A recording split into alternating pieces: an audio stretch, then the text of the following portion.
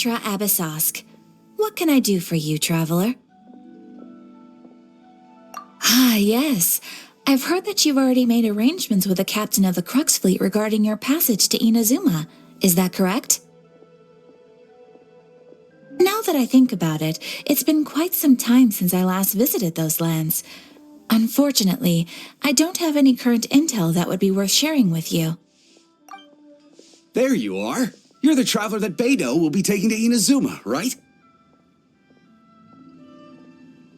The fleet is nearly completed reprovisioning. Once the crews have taken a head count, we can get underway. Captain Beidou sent me to come get you. We'll weigh anchor as soon as you're aboard. Seems Beidou is the captain of her word. Of course! There are many things that the captain insists upon. I'm sure you'll see for yourself once you're on board. So you'll be heading off then? I suppose congratulations are in order. Whether the journey before you leads to the heights of the heavens or the depths of the abyss, each step you take is another achievement. Until we meet again, Ad Astra Abyssosk. Oh, it's kind of hard to say goodbye now. We practically see each other every day. Well, if that's how you feel, why not come and find me when you arrive? I'll be awaiting you on Narukami Island. So there's another Catherine in Inazuma? See, there's no need to get all sappy now. Well, I guess it's time for you to bid farewell to Liyue Harbor. Now that I've delivered my message, I'll be heading back. The ship is currently anchored off of Guyan Stone Forest.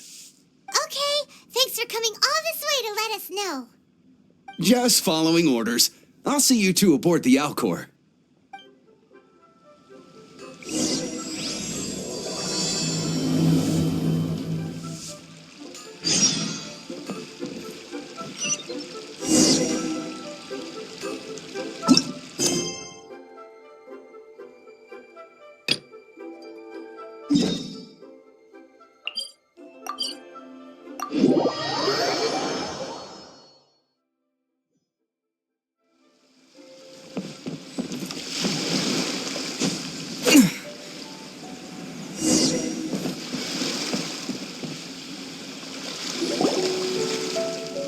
You finally made it.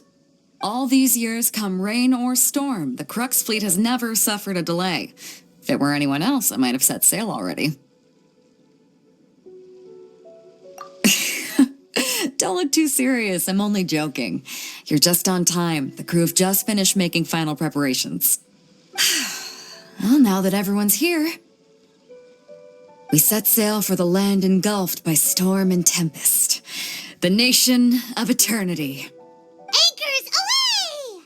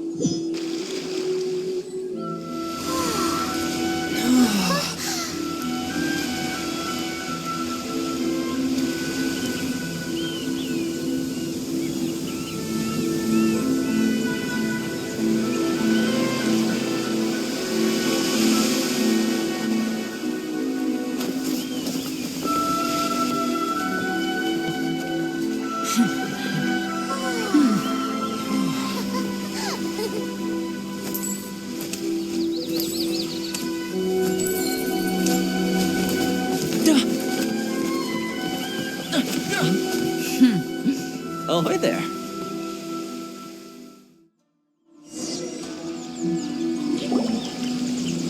So, you finally made it. You sure kept me waiting, Captain. And it appears we have a couple of stowaways. Or perhaps I should say, honored guests. Shush! You can blame your almighty Shogun. The tempests around Inazuma have been growing all the more fierce lately. Though the fleet was fully up to the challenge, the inclement weather still caused some delay. Now then, let me introduce everyone. This is Thoma, a trade partner that I've gotten to know recently. You don't know how long I've been waiting to see you. Thoma, these two are... Oh, no need for introductions. Their reputation precedes them. It seems even the stormy seas can't keep rumors of these Outlanders' sterling deeds at bay. Oh, it's sure nice to hear you say that. With any luck, it'll give you a head start here. Thoma's resided on Rito for quite some time now. It wouldn't be going too far to say he's the fixer around these parts. If you run into any problems here, just talk to Thoma. But if he tries to pull any moves on you, I'll be sure to deal with him personally the next time I'm around. No need to worry. I'm sure we'll get along just fine. Good. Then if it's all settled, I'll be going. I wouldn't want to be caught with my sails down here. I do have a wanted fugitive on board after all. Oh, right. Kazuha. Until next time, traveler. Remember to give it your all, no matter what perilous storms you may encounter. Fair seas, Captain Beidou. Bye-bye.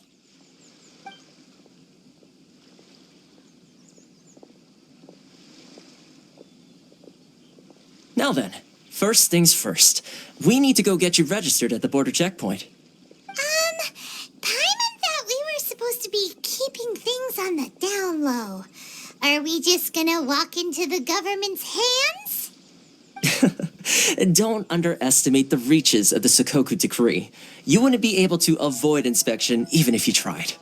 So we have to play by the rules, even if we're kind of bending them.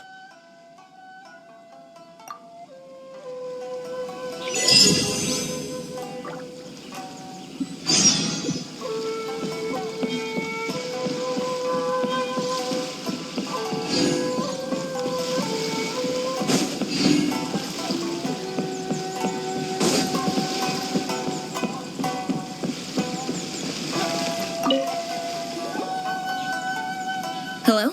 Please state your name, identity, and the purpose of your visit. Oh, except you, Thoma. You must be new here. Uh-huh. Excuse me? Please provide the information requested and also declare any goods you are carrying with you.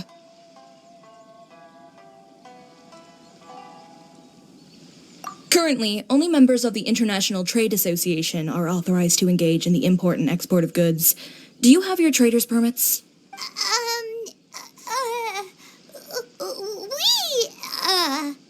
My apologies, but I'll have to ask you to...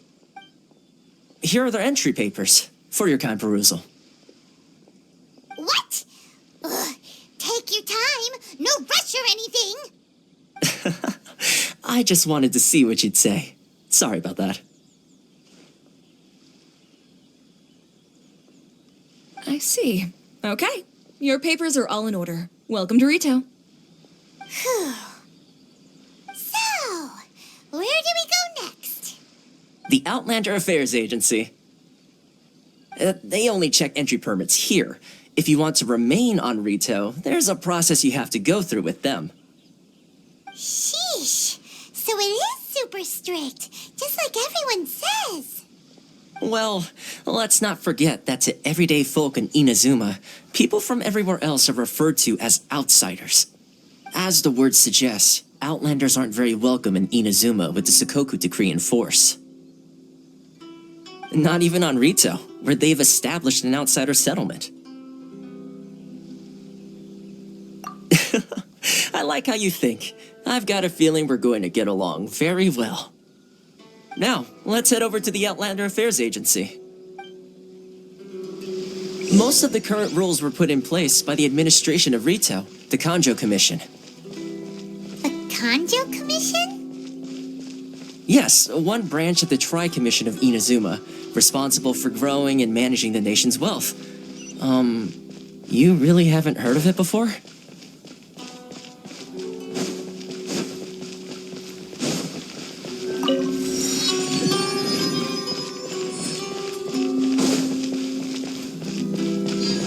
Love for freedom. Which one should I choose?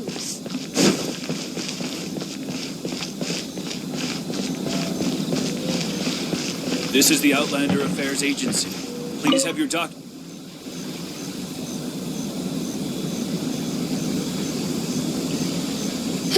You've completed the entry procedures, yes? And now you want to apply for residency? Both of you? Yes, please. Okay, the processing fee will be 2 million mora. 2 million? For a processing fee? Are you serious?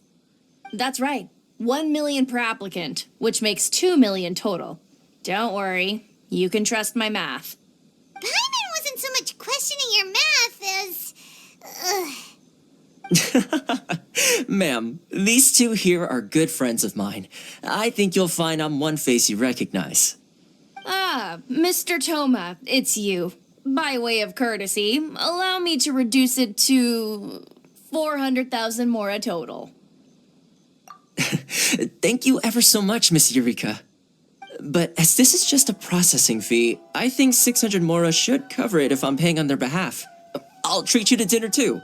How does that sound? That's not how you haggle!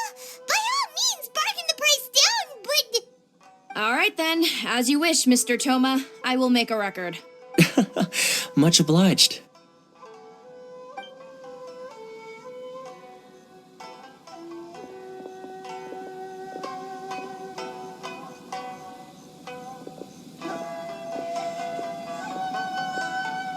What? She went from 2 million down to 600? There's something seriously wrong with people's sense of finance around here! It's not as mind-boggling as you think. A processing fee is just a figure of speech. The way some here at the agency see it, the fees are easy money, so it becomes a question of how much they can make. So when the day comes that some poor merchant from overseas with more money than sense gets stuck here and needs to apply for residency... Then they'll milk them for all they're worth. Exactly. It's at times like this that having a local friend really comes in handy. Yes, but when you're an outlander in Inazuma, far from home in this closed nation era, there's very little that can be done about it. The most that overseas merchants can do to look after themselves is stick together. That's how the International Trade Association came about. So it's a trade association built by and for Outlanders? Yep. And as well as advancing commercial interests, the association provides help, support, and structure for Outlanders trying to survive on Rito. Essentially, it's an association devoted to both commercial excellence and survival skills. Sounds like just staying alive is an achievement when you're an Outlander in Inazuma. I see. So this is the real purpose of your trip. Yes, given that you are Outlanders, it's certainly a lofty aspiration. After all, the Raiden Shogun is the most exalted and revered one in all of Inazuma. She is a deity who reigns on high, while all other life gazes up in awe. I was going to say nothing is set in stone when it comes to who you will encounter in this world. Who's to say you won't happen to run into the Raiden Shogun one day after lunch? Uh-huh. And is that likely? Okay, I'll give it to you straight. I know of a way to introduce you to the Raiden Shogun. Really? Wow! The Rito Fixer is better connected than we thought. I mean, it will take all the resources I have at my disposal, but it can be done. However, before we get there, connections come at a high price, you understand? Not you too! No. In this instance, when I say price, I'm not talking about Mora. In fact, there's no real cost as such. It's just that if this is something you really want, you'll have to agree to help other people solve some of their problems first. I like to do things in a way that keeps everybody happy. It's my own personal rule for dealing with situations like this. Sounds very reasonable to Paimon. You're the man in the middle, so you have to trade favors to keep everyone indebted to you. Why do I get the feeling you're making me out to be some sort of crook? Never mind. Here's the situation. As I touched upon earlier, the members of the International Trade Association are constantly struggling to survive. Recently, things seem to have gotten more difficult than ever for them, so just go and check things out. See if there's any way you can help. The head of the association is called Caricio, and he's a good friend of mine. Go talk to him. I'll wait for you here.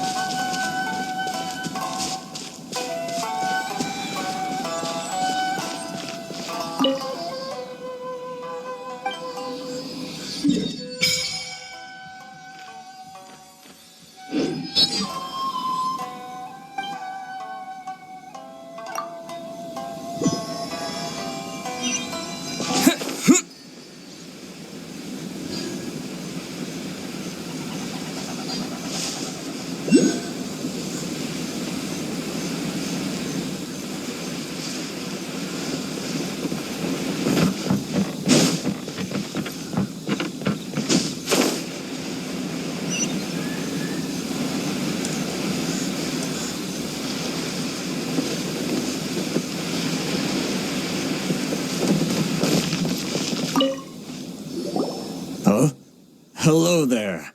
You must be seeking refuge with the International Trade Association. The Outlander Affairs Agency took you for all you're worth, I suppose. Good. That's a relief. You need to be careful, or you'll find yourself losing your savings all at once. We heard the association has been having some difficulties lately. Is that true? Yes. Left, right, and center. Obstacles at every turn. But that's nothing new for us. The Sakoku Decree certainly makes things difficult for anyone who wants to come here from overseas.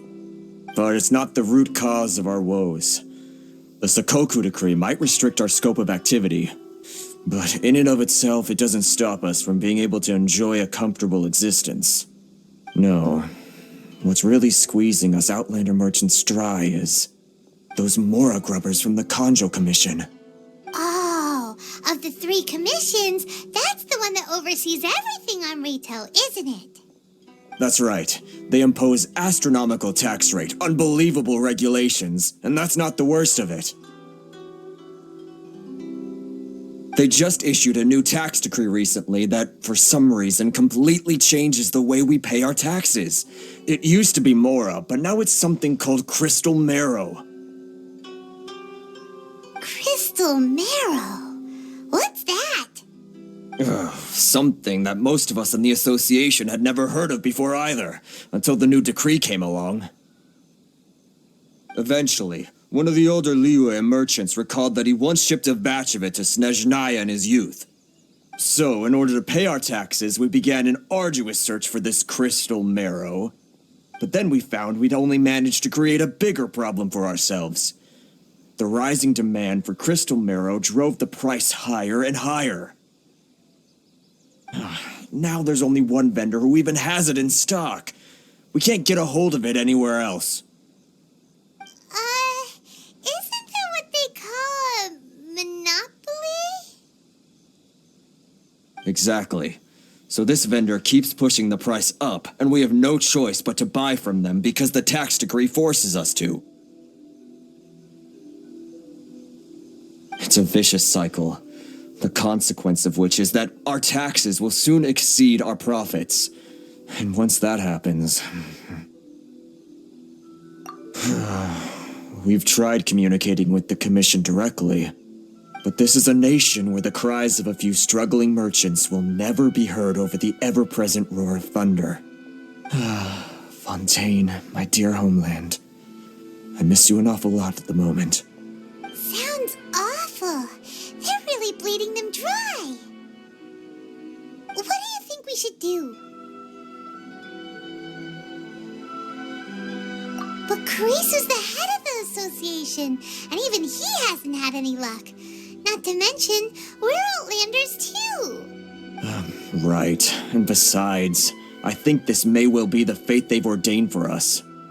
Okay. Well, we could try tackling the problem by going to the other party involved. That vendor. I've actually done business with him in the past, but after a point he stopped contacting us. I have no idea where he sources the stuff. Well, it definitely sounds like he's being unfair. How do we find him? We could go talk to him and see if he lets anything slip.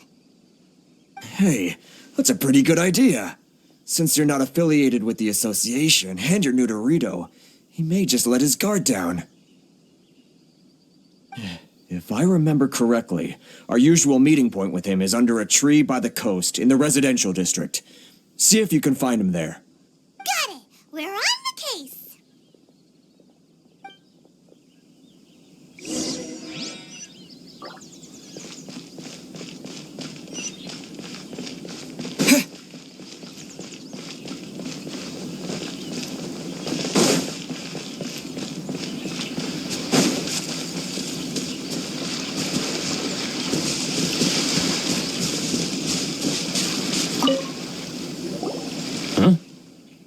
I don't think I recognize you. Are you new arrivals? So, what do you need with me? The sheer nerve. You don't go around asking questions like that. If I gave you my sources, I might as well hand you the whole darn business. Trade secret. Got it? You know what trade and secret mean, right? This guy's got a bad attitude. Ha! Are you even buying? Oh, I see what's going on here. Carisu and his associates sent you here to try and plead their case, didn't they? They're wasting their time. The price is non-negotiable, not by a single Mora. Hey, what's your problem? Get out of here, go on. Tell them they're lucky to be buying from me in the first place, and they ought to be more grateful. If it weren't for me, they'd be in seriously hot water. What are we gonna do? There's no talking to this guy. Good idea. Let's check back in with him.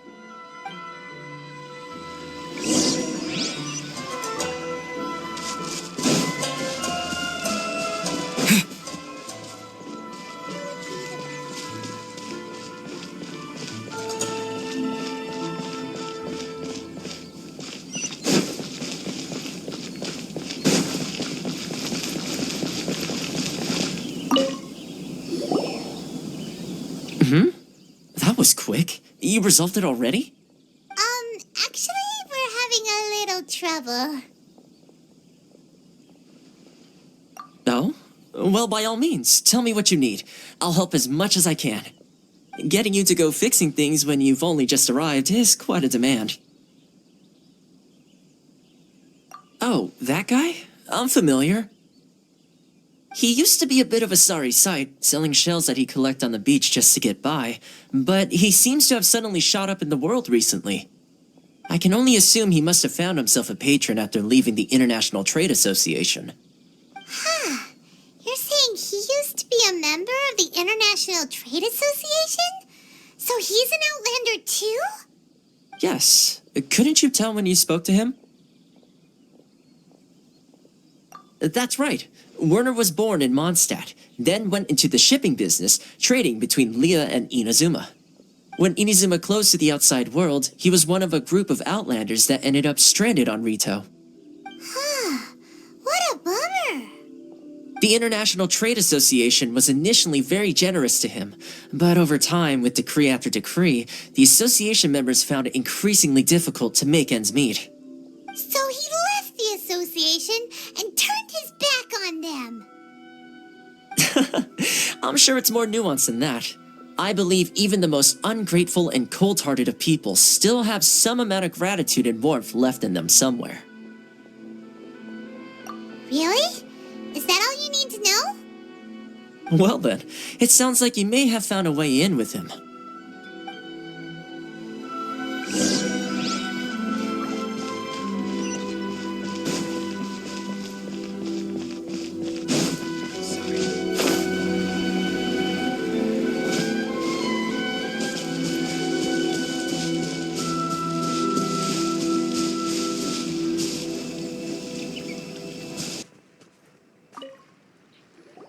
What are you doing back here?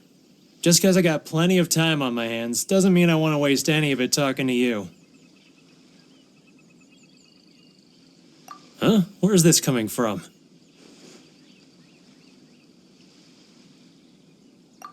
Mondstadt?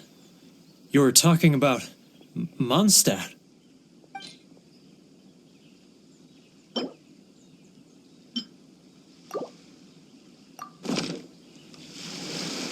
Goodness, I can sense it now.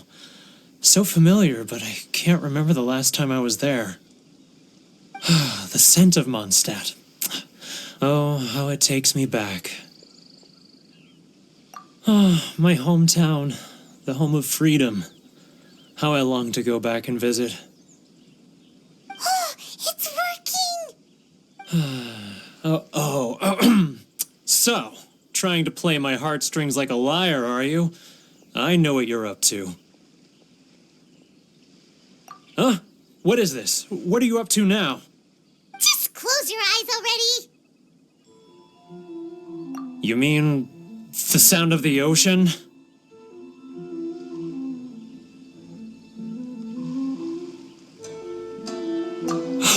Leah Harbor. I can see it so clearly. Oh, and the sound of the waves, the calls of the merchants. Xiao lanterns. I'm right there at the lantern right. Oh, look at them floating up into the sky. This guy has a really active imagination.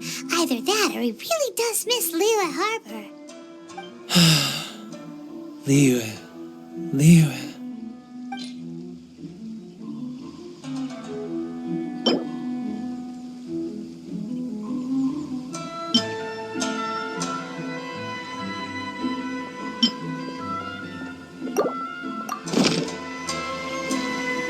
Wait. Stop. That's enough. Don't make me relive it anymore. My poor heart can't take it. You mean the folks from the International Trade Association? And I suppose they are far from home, just like me. Often, I'll sneak down to the shore at night and listen to the sound of the waves. I like to imagine it's the voice of my hometown, carried across the ocean. I've run into folks from the association more than a few times doing just that, but I always hide my face and slip away. Don't you think I've wanted to talk things through with them and free myself from this anguish? Well, no one's stopping you, so... They're so resilient. None of them had anyone else to rely on, so they rallied together, committed to finding a way to survive. But I couldn't do it. I'm not strong enough. So I caved. Those people, they'd make the smallest of promises, offer the most measly benefits, and I'd do whatever they asked of me. And make Mondstadters look like the worst people in the world. All right, I'll tell you the whole story. It's eating me up inside, and I can't take it anymore. You ready to talk now?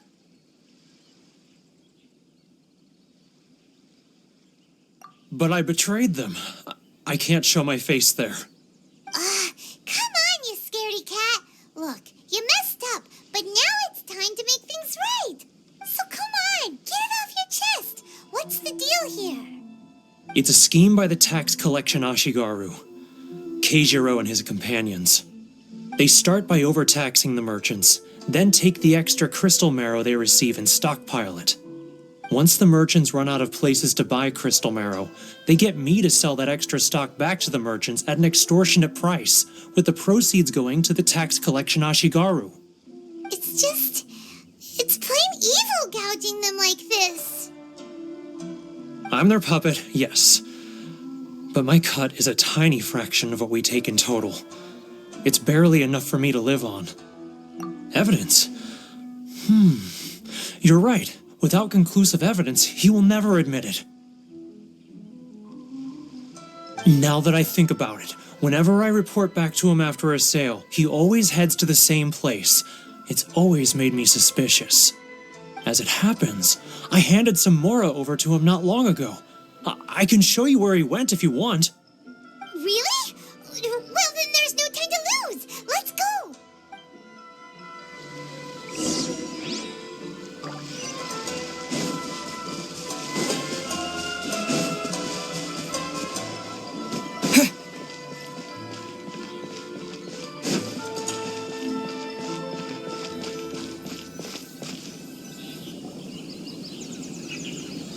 Keijiro! It's him! After him! Sorry. I need to think about it. Enjoy the blessing of lessons. Love for freedom.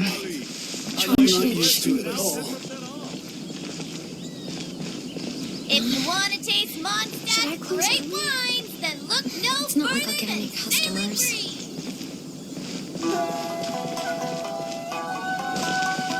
Ryoko, how's business? All the better thanks to your generous patronage. Good. Thankfully, I earn plenty these days. Oh, but of course, tax collection is difficult work.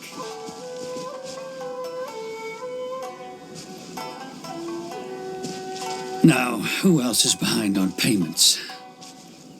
Let me think. Yes, the Trade Association clique still needs to be brought into line. He's getting further and further away! Too close! That's too close! Too close! That's too close! He'll notice us for sure!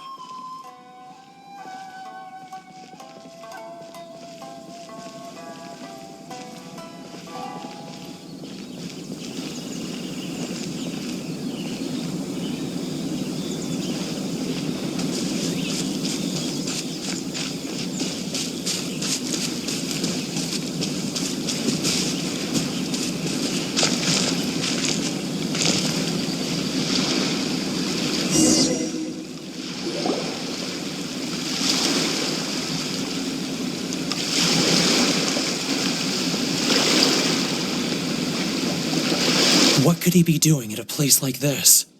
It looked like he buried something over there, didn't it? Why don't we take a look?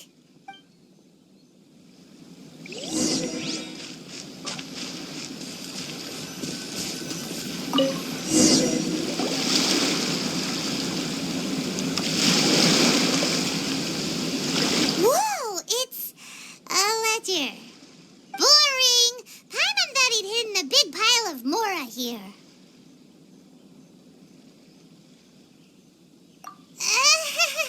Yeah. Let me take a look here. Aha, yes! This is what we're looking for. A clear and complete record of every single transaction, each one proof of his guilt. Great! Well, now we have our hard evidence. Let's go tell Karisu the good news, shall we? I'll say goodbye to you here then. Huh? You aren't gonna come with us? I need a little more time before I'm ready to face the head of the association. I'm sorry. Huh. Poor Werner's a pretty awkward guy, huh?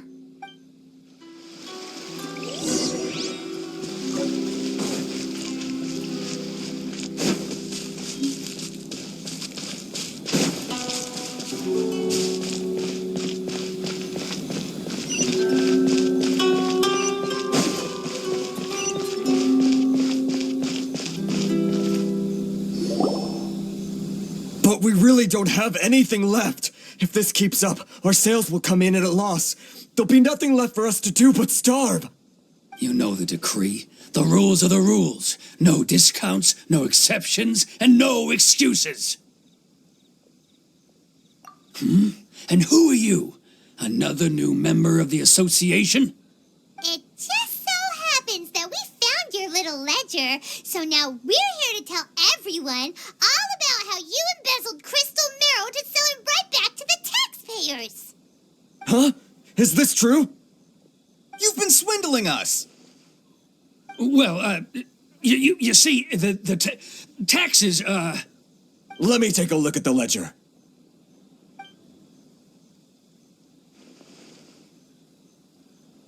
Well, would you look at that? Every payment the association has made is right here in your personal ledger. So, Mr. Keijiro, it seems you have some explaining to do. How shall we settle this, So you think you can use this against me, do you? It's quite obvious that I'm merely trying to earn a modest living for myself, like anyone else. Word has it that samurai and the commission place great importance on reputation and prestige. Though I'm sure commission members won't blame you once word gets out. Huh? Is that a threat? Are you threatening me? No, not at all. I'm simply stating that it would be quite a pity if an illustrious gentleman such as yourself were to have their reputation tarnished. Well, even if what you say is true, what do you suggest we do about it? I believe you still have a quantity of crystal marrow in your possession, correct? Perhaps that crystal marrow could be used as compensation for the recent tax hike, and us merchants could finally have some more breathing room. Is that it? Do you have any idea the hoops I had to jump through to get the crystal marrow and keep it hidden? Fine. In that case, I'll send it over to you today. And not even an ounce of shame for his actions. So that's it? My shop's been closed for weeks now. I've even had to ask my friends to help bail me out. What about my losses? Come on, Harrison. We've already struck a good deal here. I'm sick of being pushed around like this. I won't let him off so easily. Harrison! Hey, what's all this racket? Does someone dare question the decree? Chief, you've arrived. What was all the commotion I heard just now? Oh, we were just discussing a minor tax issue. I do my utmost to lend them a helping hand, but they're never grateful. A helping hand? The only thing you're doing is stuffing your greedy pockets with our hard-earned wealth. I assure you that Hirage Shinsuke will hear of this. Oh, and you dare to utter the commissioner's name. You outlanders have no respect for the rules. Seize the merchants. We will resolve this dispute back at headquarters. Uh-oh. This is going in a bad direction. Gentlemen, come now. Is there any need for this? If there's a dispute to resolve, let's get a drink and talk it over. Who are you supposed to be? And why in my right mind would I join you for a drink? You never heard of the Fixer?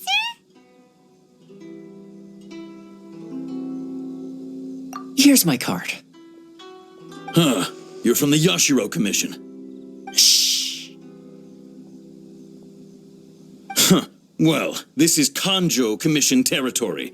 However powerful the Yashiro Commission may be, you have no business meddling in Rito's affairs. Of course not.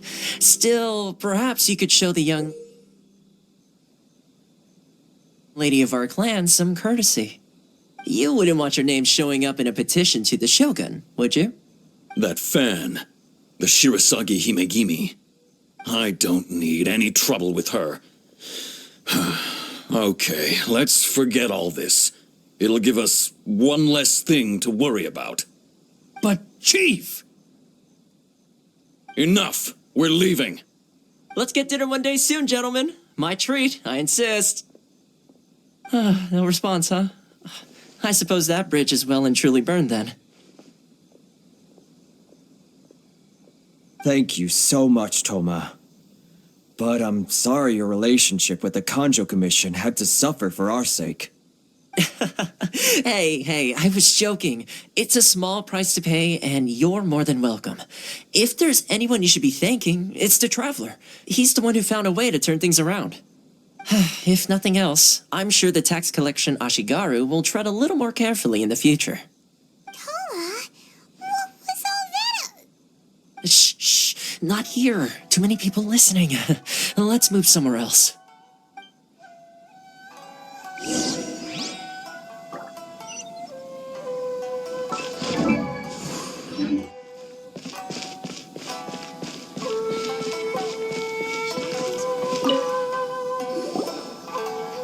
Corruption seems rife in the Kanjou Commission. They truly are rotten to the core. All right, time for me to answer your questions. What would you like to know? Straight to the point. Let me reintroduce myself. I belong to the Kamisato clan of the Yashiro Commission on Narukami Island. I'm an attendant of the Shirasagi Himegimi. You've been keeping your true identity a secret from us this whole time? So, the Yashiro Commission. Guessing that's another branch of the Tri-Commission?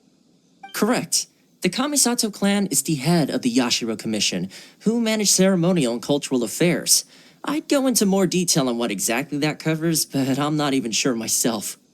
I'm just someone who was fortunate enough to be taken in by the Kamisato clan.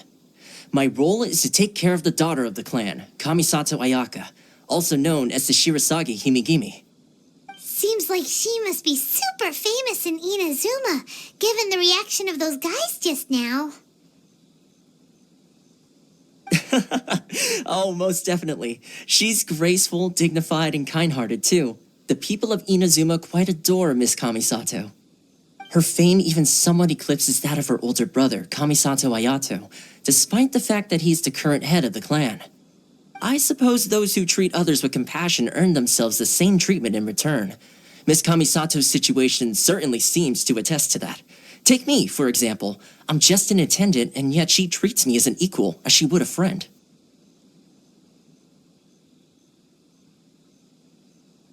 You're asking the right questions, and to be honest, I don't want to keep you in the dark any more than is necessary.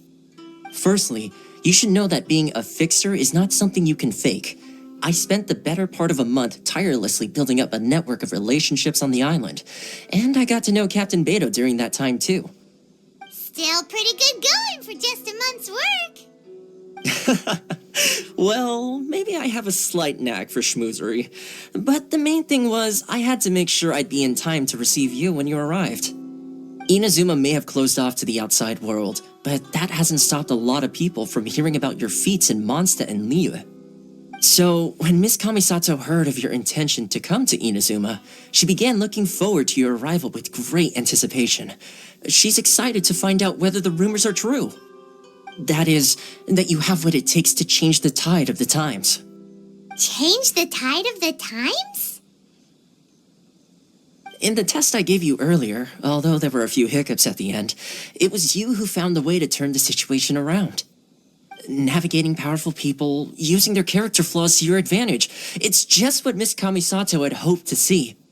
With your help, even the Vision Hunt Decree...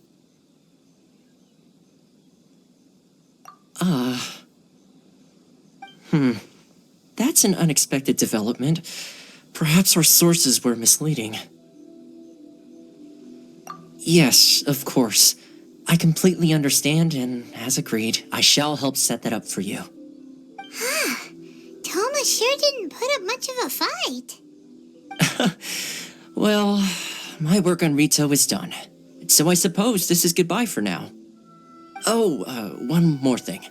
This invitation letter is for you.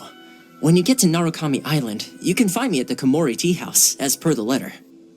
Good luck with everything. See you soon.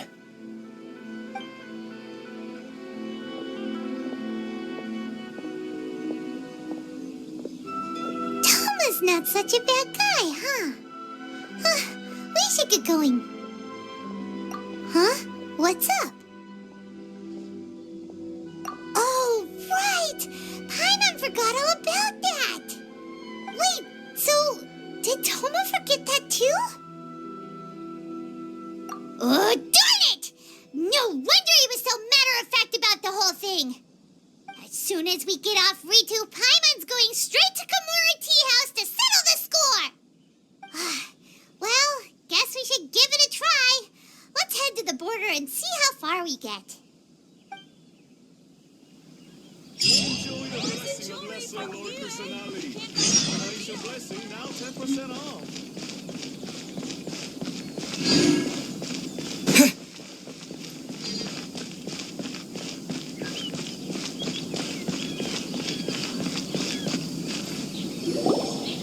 Stop there! Present your travel permits. Sorry, but we really gotta get to Narukami Island. It's kinda urgent. If you don't have a travel permit, this is as far as you'll get. Those are the rules. As expected. Traveler, you gotta think of something. How do we get out of Rito? Are you saying we should go and meet with the Kanjou Commissioner? Guess it can't hurt to try. Even if Paimon has a few choice words to say about his subordinates. Who knows? Maybe he's our biggest fan.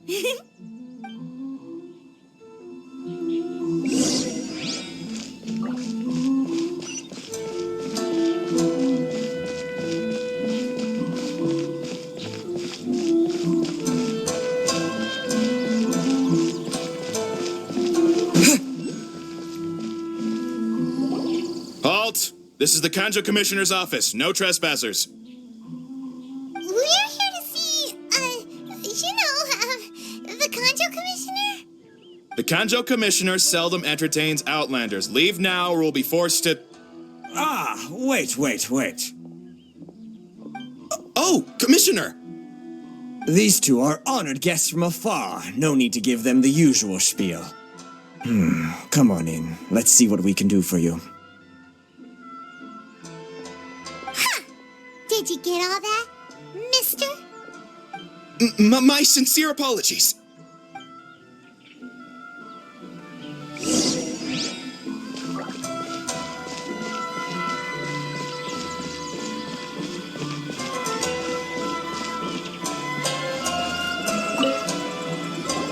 I am Hiragi Shinsuke, Kanjou Commissioner and head of the Hiragi clan. It's an honor to meet you both. Nice to meet you, sir. So, the reason we wanted to come and see you was because... All right, all in good time. Two travelers renowned far and wide have shown up to see me, and I should very much like to make their acquaintance. Let's not limit this to business only. So what you're saying is, we really are pretty famous, huh? Absolutely. How many other people in the world have what it takes to knock the wind out of Storm Terror's sails and put the Overlord of the Vortex back under the sea, eh? Exactly! Paimon thinks you make an excellent point. And I hear you also foiled a Fatui plot in Liyue Harbor. Even beat one of their harbingers in a duel. Is that true? Whoa, you heard about that too? Yep, it's true, all right. As I thought. Something wrong? No. I'm simply awestruck by you both is all. Rito is greatly honored to have you visit us. One other thing I heard about you is your great zeal for helping other people. This makes me wonder whether you might be so kind as to render your assistance to the Kanjou Commission. Oh, sure, no problem. Whatever you need, right? Excellent. Well then, you must know the Qingxin. A flower grows on the mountaintops of Liyue. Yep, we've picked a few of those before. So, you want us to go back to Liyue? Yes, bring me 300 Qingxin, would you? Freshly picked, I mean. Did Paimon hear that wrong?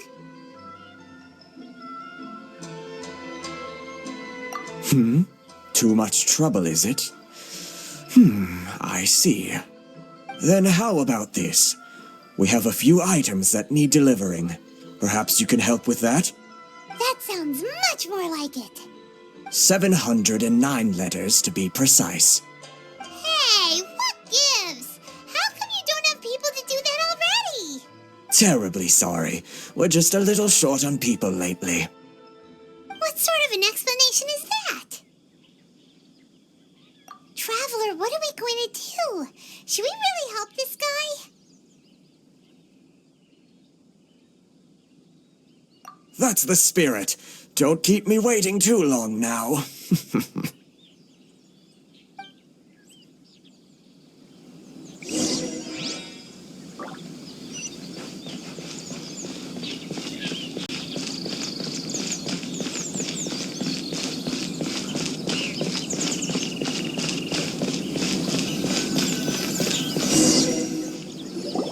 Halt, you two!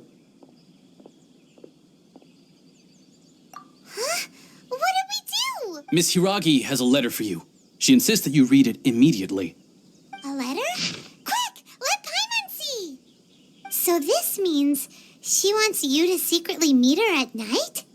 But you didn't seem surprised at all by this. What's going on?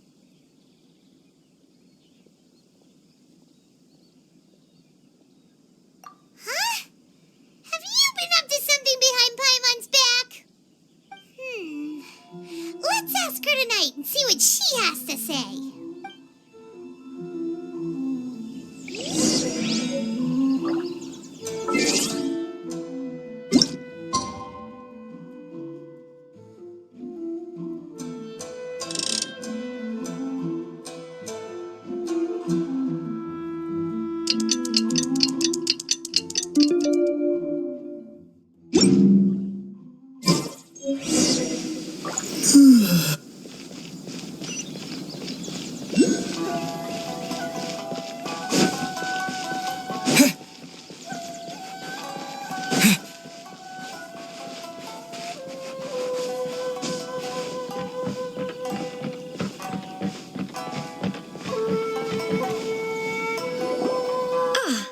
Finally arrived. Allow me to introduce myself. I am Hiragi Chisato. This is technically the second time we have met. It's a pleasure to see you again. Wow, she's the daughter of the Hiragi clan, all right. No need to be so formal. I've long marveled at your accomplishments, and at last we have the chance to meet. Is it Paimon, or does something seem a bit off here? The reason why I wanted to secretly meet you here is, well, I feared that I might never have another opportunity to discuss this with you. Discuss what? I should like to ask for your help with delivering a letter. Like father, like daughter. Couldn't you be more original? No, you misunderstand me. Please, allow me to explain. I was hoping that you could deliver a letter to Narukami Island in my stead. It is to be given to Kujo Kamaji of the Tenryou Commission. My father has always forbidden me from communicating with him. He knows that there are prospects for my marriage that would better serve him politically. But my heart is with Kamaji. There is no one who would dare defy my father's will on Rito, but you are Outlanders. Outlanders seeking to get to Narukami Island. It would be regrettable to let such an opportunity pass. Oh, Paimon gets the whole picture now. Of course, in doing so, I will also do everything in my power to help you leave Rito. That is my promise. To be perfectly honest, as long as you remain in Inazuma, my father will have no intention of letting you leave Rito. Yeah, we figured as much. It was pretty obvious he was just trying to hold us up here. I secretly overheard a conversation between my father and a very arrogant-sounding woman just a few days ago. They seemed to be discussing how to keep you here on Rito. In fact, it was the first time I had ever heard my father speak so respectfully to someone who wasn't the Shogun. We don't have much time. I'll tell you my plans to help you off the island. It just so happens that a shipment of goods is... I'll be waiting for you at the border. I'm counting on you to deliver my letter.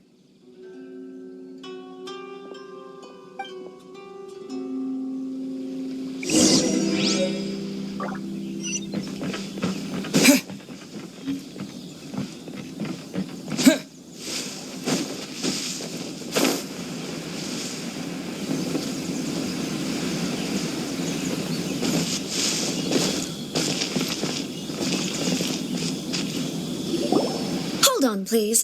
These goods are being sent to Watatsumi Island? My lady, this is an unexpected honor. You are correct. These goods have been repeatedly requested by the Kanjou Commissioner.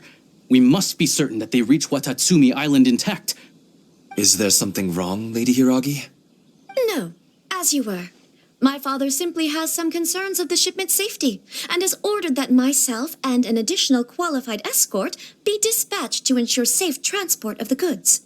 My lady, you aren't suggesting that you intend to escort this shipment personally, are you? There's certainly no need for you to trouble yourself with such a matter. And as for this qualified escort... Please, do not cause us any further delay. If memory serves me right, my father has already asserted that this shipment must arrive on time. I'm certain punishment will be duly dispensed if it fails to do so. Yes, of course, my lady. It's just that, well, we don't know who this...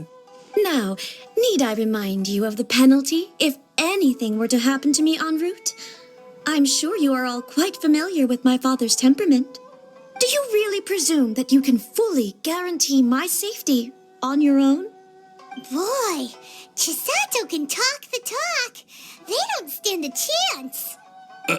Yes, my lady. Very well then. It's an honor to have you accompanying us. Your safety is our highest priority. Shinojo, you can't really be agreeing to this. Well, the request is from Lady Hiragi herself. It is our duty to serve her in the utmost capacity. Yes, but that's not the problem here. Well then, if we're through here, I suggest we set off at once. Dawdling will only allow potential thieves more time to prepare, no? Yes, my lady. You heard her. There's no time to lose.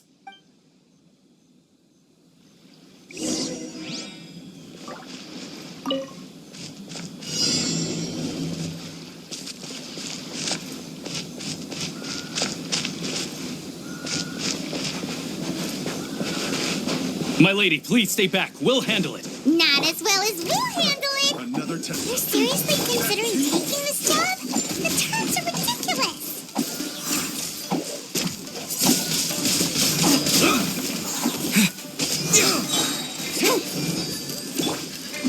Disappear!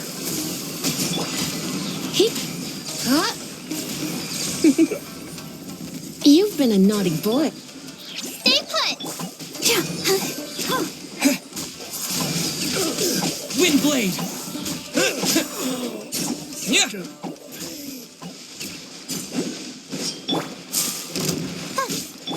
Let's spark things up.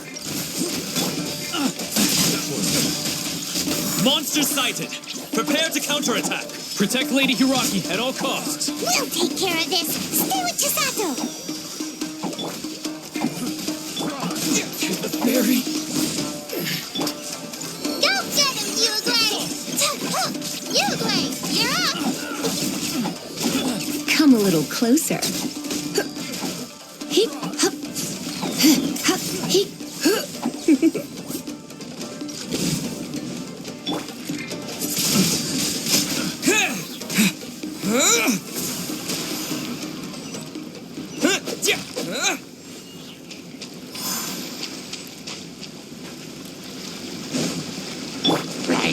Don't be scared.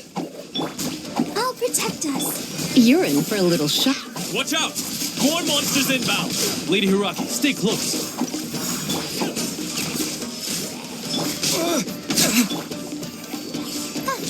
Stay put.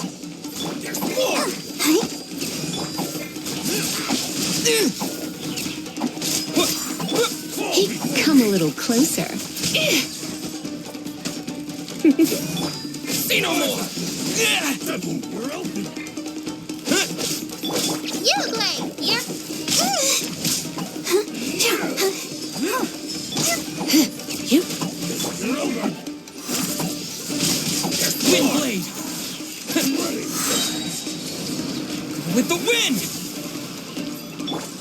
be scared. Let's go. Hi. Get ready, go! Ta, ta.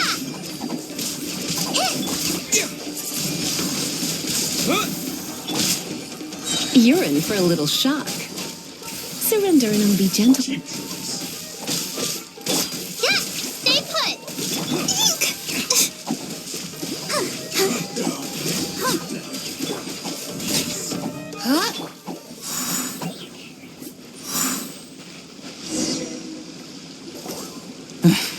We can take refuge in the village up ahead. How are you faring, my lady? I'm perfectly all right. You may stop here. The road to Narukami Island is just over there. In my letter, I've requested Kamachi to grant you a special travel permit from the Tenryou Commission. Consider it a token of my appreciation. My lady? So that's how it is. I had a feeling something was amiss, but Shinojo, you... No, Lady Hiragi would never hide anything from us, I'm sure of it. But who is this Kamaji you speak of, my lady? I'm not afraid to say that he's the one I love. The one you love? Shinojo, did you honestly think that... What? No, I was just clarifying, that's all. I would never in my wildest dreams, You two needn't worry. Please, forget that this ever happened. If my father catches word of it, I alone will be held accountable. Yes, of course. As you wish, my lady.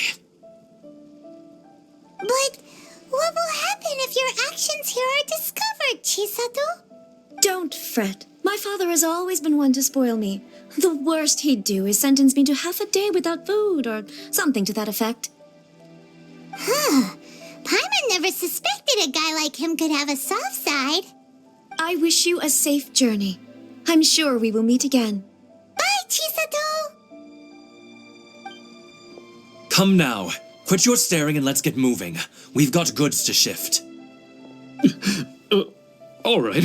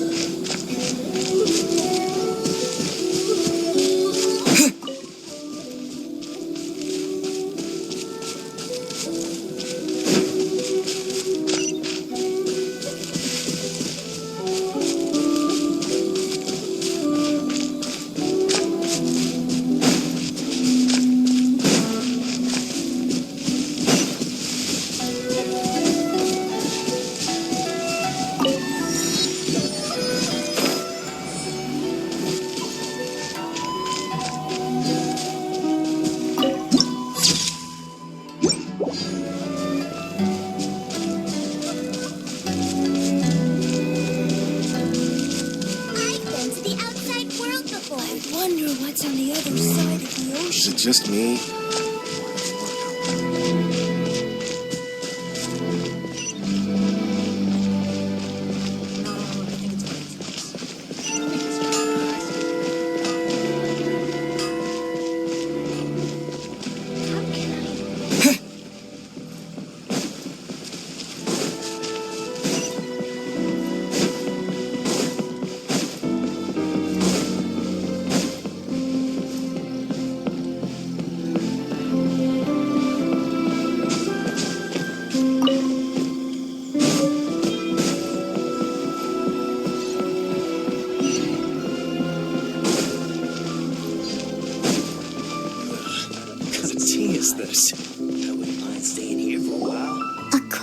to the letter, this should be the place. Sorry, we don't serve the general public. I'm afraid you'll have to leave. Wait! We're not the general public. Well then, you must be a couple of wandering outlanders that snuck into the nation, judging by your attire. Are our clothes really so... what Paimon means to say is... The Yashiro Commission seal. This must be from Mr. Thoma. It seems there's more to you than meets the eye. In which case, welcome to the Komore Tea House, a safe haven for the Yashiro Commission. Well, that sounds more like it.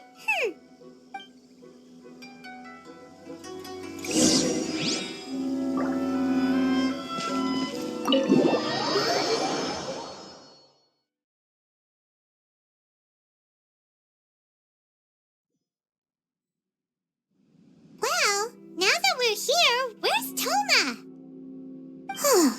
Paimon doesn't see him anywhere. Do you think he forgot his promise to meet us? Who forgot their promise? I was beginning to think you'd forgotten about me. What? Is that dog talking to us? Relax. No need to look so surprised. I take it this is the first time you've seen me in this form? Huh. So you didn't see anything like this when you were in Liyue Harbor? Now that you mention it, this does suddenly seem less out of the ordinary. All right. I've had my fun. Hey! You're this close to getting an ugly nickname, mister! Well, I've had some time to kill, given that I've been waiting here for you for so long, as was the case in Rito. So I came up with this little fun greeting for when you arrived. But in all seriousness, I would like to apologize about that little test you went through earlier, though it was quite necessary. It helped us determine whether or not to bring you before Miss Kamisato, and whether you had the courage to face the lightning alongside us. Don't think that Paimon's gonna forgive you just because you're getting all serious now. Sorry, did I overdo it? My apologies. Let me just say this. You've often found yourself skirting the rules from the very beginning, haven't you? Naturally, this is due to your unwavering and resolute determination. A long time ago, we had a friend who was much the same, but when the lightning struck...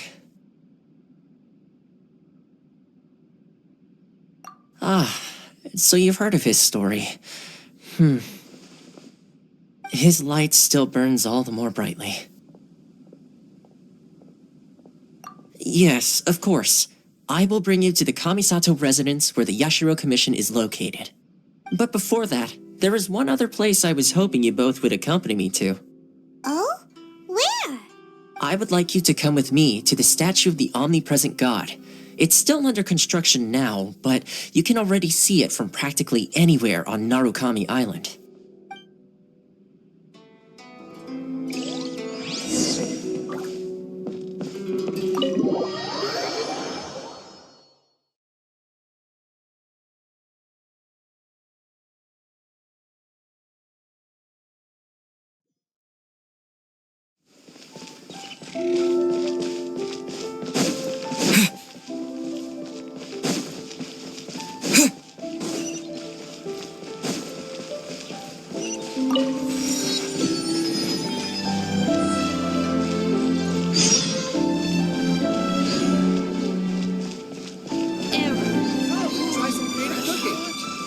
New explorers make the same mistakes over and over.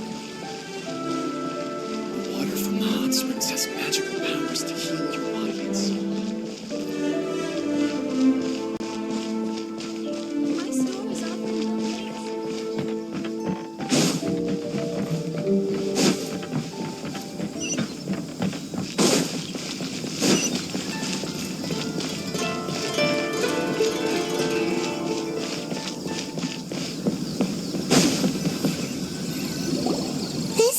is sure feels gloomy. People probably don't come here often, do they? Huh?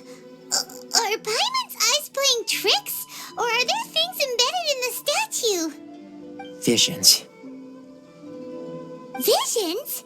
You mean all the visions that are collected from the Vision Hunt Decree are put into this statue? So you've already heard of the Vision Hunt Decree.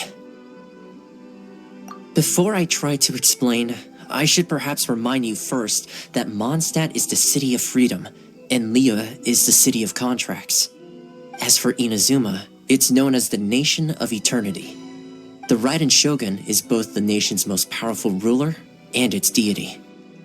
The Eternity in question is her endless and unchanging will to rule over Inazuma. As such, she relies on the Tri-Commission to regulate the nation's affairs and the Sakoku Decree to limit the people's movement. The Shogun wishes to keep Inazuma in stasis, allowing the stream of time to flow from one end to the other without disturbing it for all time. Seems like every god has their own will. Of course, this is my own limited understanding. As for the reason behind the recent Vision Hunt Decree, perhaps the Shogun believes that visions grant people the power to change, and that her eternity doesn't allow for such instability to exist. Whatever the case, the fact is that the Raiden Shogun has dispatched the Tenryou Commission to scour the nation for visions, embedding each one in this statue. And this statue of the omnipresent god can be seen as Inazuma's symbol of eternity.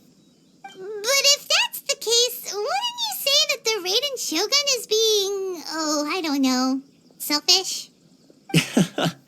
Only outlanders such as yourselves would ever dare speak out so directly against the Raiden Shogun. And yet, I agree. The Vision Hunt Decree is something that simply should not exist. And Miss Kamisato has been committed to fighting it since the day it was announced.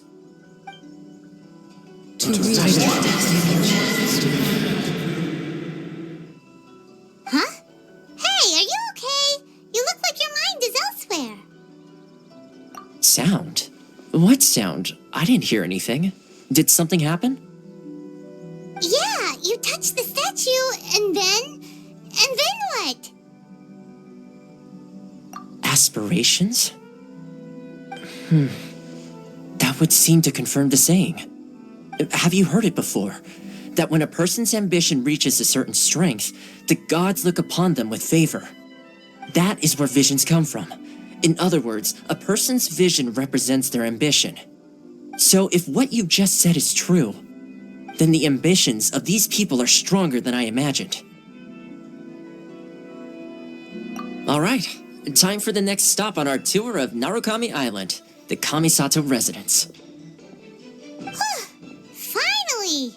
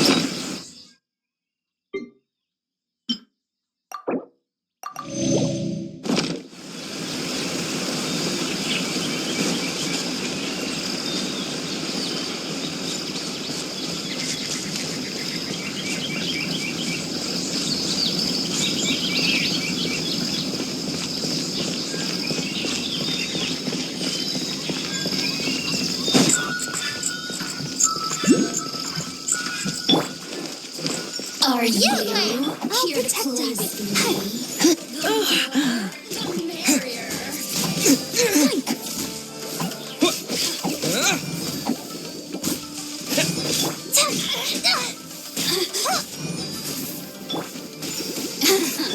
Come a little closer. Yeah,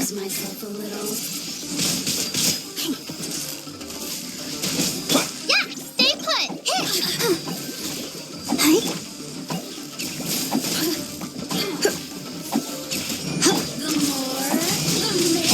Windblade!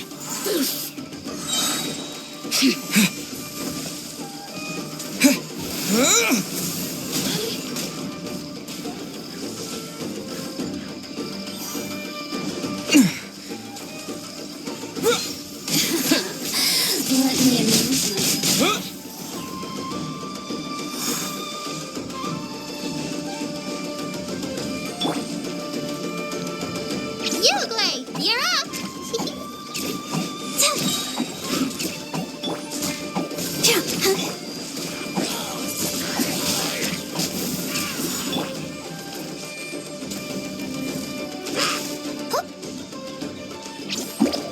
Let's dance.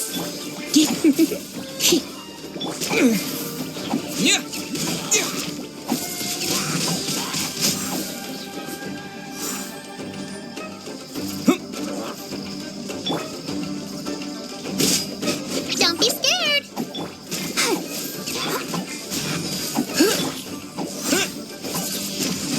Windblade!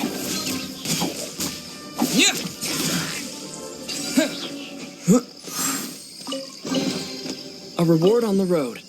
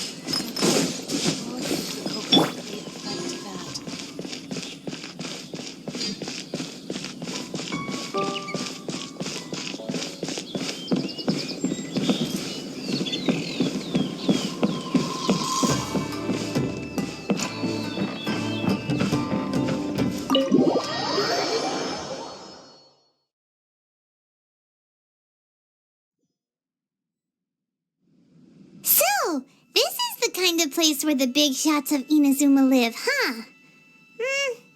Paimon kinda expected it to be snazzier.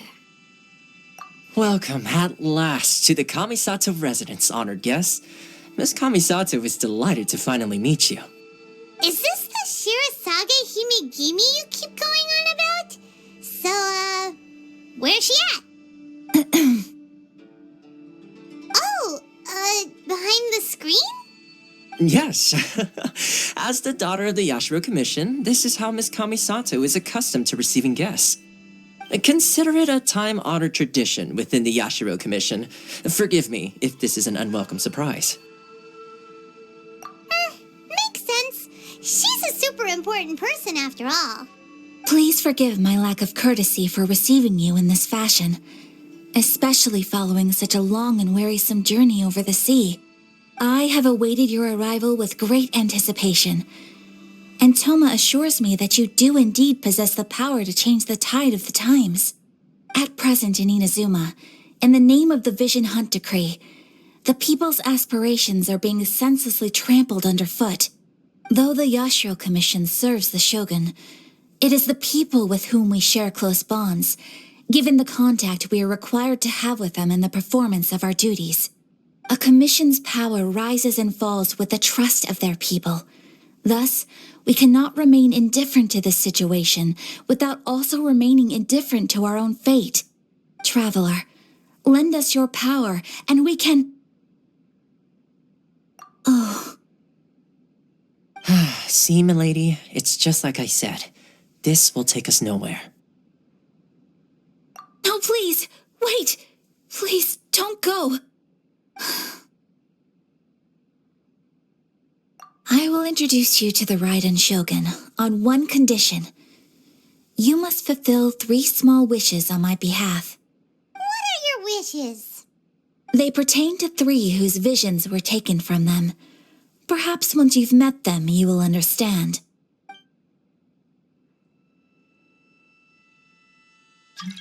A warrior who guards a village, a former samurai who helped carry out the Vision Hunt Decree, and a swordmaster determined to become the best in the world. Does Paimon got that right? Correct. Please do all you can to help them. I will await your return here.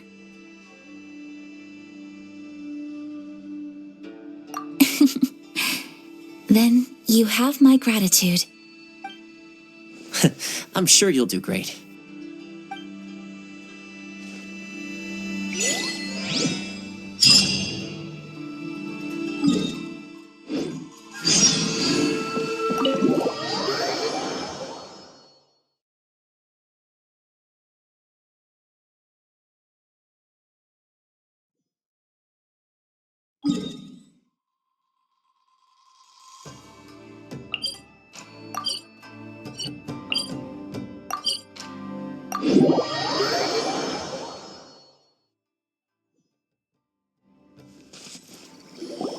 Let's see.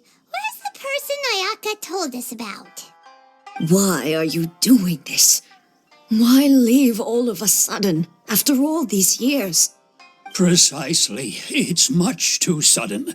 We've had no time to prepare. The children are desperate for you to take them out to play. Please, we urge you to reconsider. That must be the guy Ayaka told us about. Let's go over and see.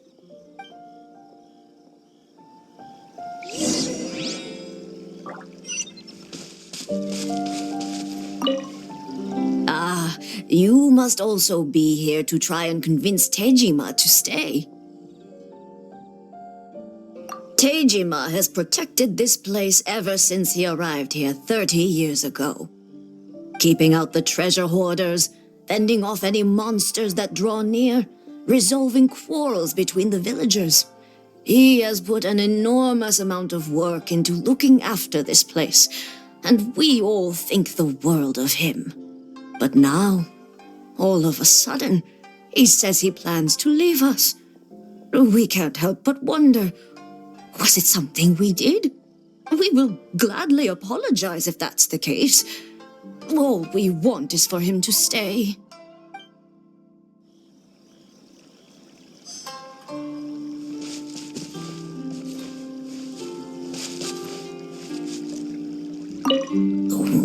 What could be the matter?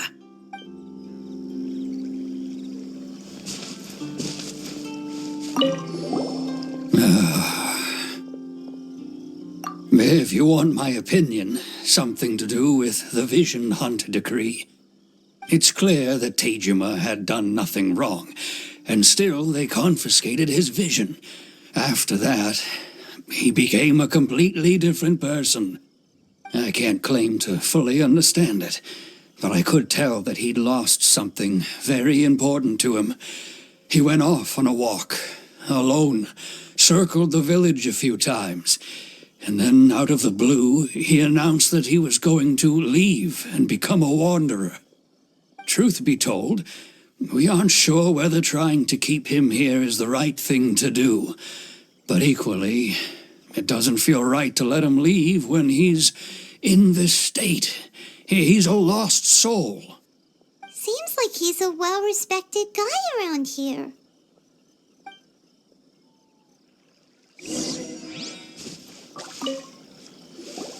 You must be Tejima. So what's made you want to up and leave all of a sudden? Me? It's not a question of why I want to leave, but a question of what reason I would have to stay.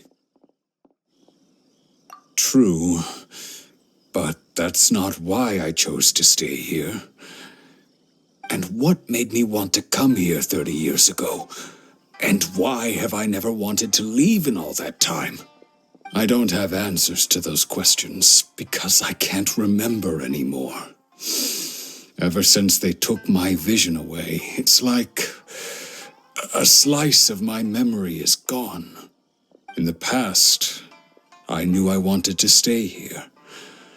But whatever resolve I had then, it's gone now. So I thought, what's to stop me from moving around instead? The emptiness inside me will be there either way. Okay. Well, in that case, if we help you rediscover the reason you chose to stay, you won't need to leave anymore, right? But if you can't remember anything, it's not gonna be easy. Oh, maybe if you just try a little harder to remember, then it'll all come flooding back? Oh, that reminds me. Last time I brought Tejima some fruit, I do believe I saw him writing in a diary. I keep a diary? If you say so. I honestly can't seem to remember. Oh, yes, you do. And what's more, I remember you saying at the time that you wanted to make a note of a few interesting things. Things which would prove very important at a later date. Perfect! So if we want to keep Tejima from leaving, we just need to find his diary. It must be around here somewhere. Let's take a look. If you don't mind, we will leave you to find the diary. We should head back to the village to inform the others of Tejima's situation.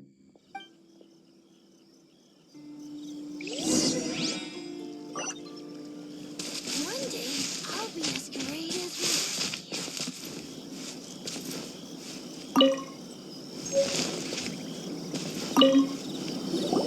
This looks like Tejima's diary, all right. Let's see what we have here. Today, the villagers and I got together to cook dry braised salted fish. I messed up and burned mine a little, so I had to pretend that it was black snakehead instead. Today, I helped rescue a kid who had fallen in the water. After I pulled him out, he told me that his best friend Bamboo was still in the water. I searched the water the whole afternoon before finding out that Bamboo was the name of his pet crab. I went kite flying today.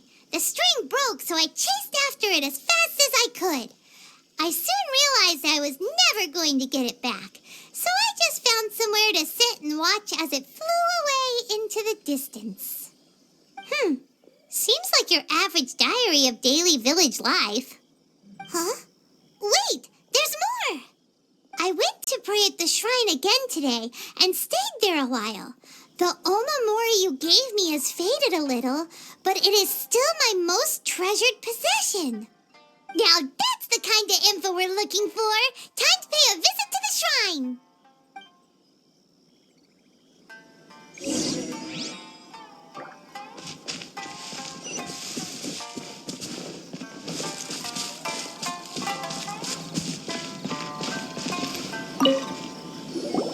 So this is the omamori Tejima wrote about. Interesting. Looking at the color and the design, Paimon would have thought it belonged to a child. But anyway, if he had this with him all the time, there's a chance some of his elemental energy remained on it. Do you think that it might come in handy?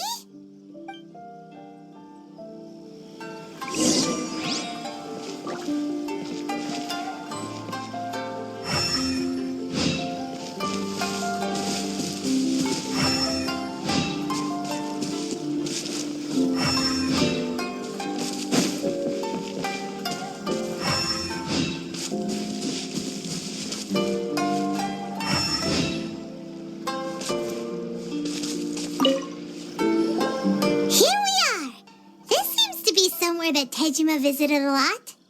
The soil looks like it's been disturbed. Maybe Tejima buried something precious here. Something that kept him in the village all these years? Must be something pretty amazing if it made him stick around for 30 years. Let's dig it up and take a look. It looks like a letter. The paper's gone yellow. Must have been written a really long time ago. Konda Village. Sounds so familiar. Where is that place again? Huh. So the reason Tejima came here was to wait for someone. But he's been here for 30 years. Oh, guess they didn't show up in the end, huh? Well, let's go give Tejima his stuff back and take it from there.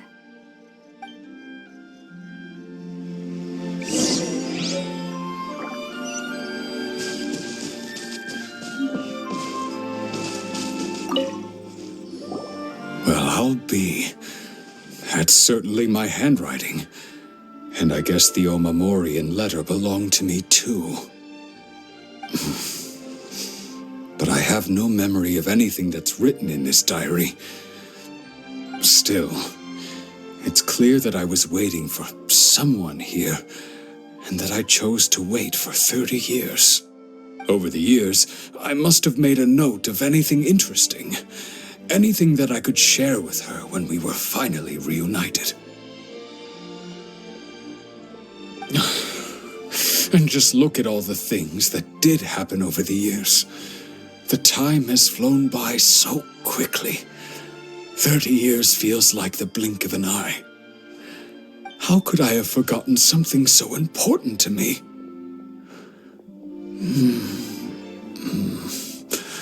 Now that I think about it, when my vision was taken from me, it felt like I'd suddenly been hollowed out. Love, regret, everything I felt for her, it's all disappeared. No, not especially. After all, I've forgotten who she was. Her face, her voice, the things we experienced together. I barely recall any of it. It's as if she'd never been in my life to begin with. As if all these years have been nothing but a hazy dream. I think maybe not. If this is something I waited most of my life for, I suppose I should carry on waiting. Although, what if she were to turn up eventually, only to find I didn't remember so much as her name?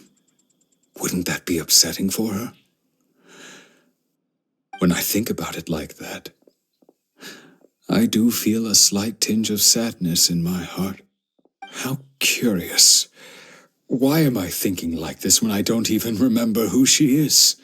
It's just like that feeling of emptiness, the feeling that something is missing. Thank you both for helping me reconnect with my reason for staying here. I shall remain here and keep waiting for her. Tejima seems to be dealing okay, but still, it makes Paimon really sad. Seems it's just like Ayaka and Thoma were saying. If you lose your vision, you lose all your hopes and dreams too. That certainly explains the state Tejima was in earlier. At least we were able to help him, weren't we? Well, let's go find the next person. According to Miss Kamisato, the second one who lost their vision is a samurai from the Tenryou Commission. Whew, we're finally on our own way again. I suppose it's time we find Thoma. Now, where did he say he would meet us again? Oh, right! Komori Tea House!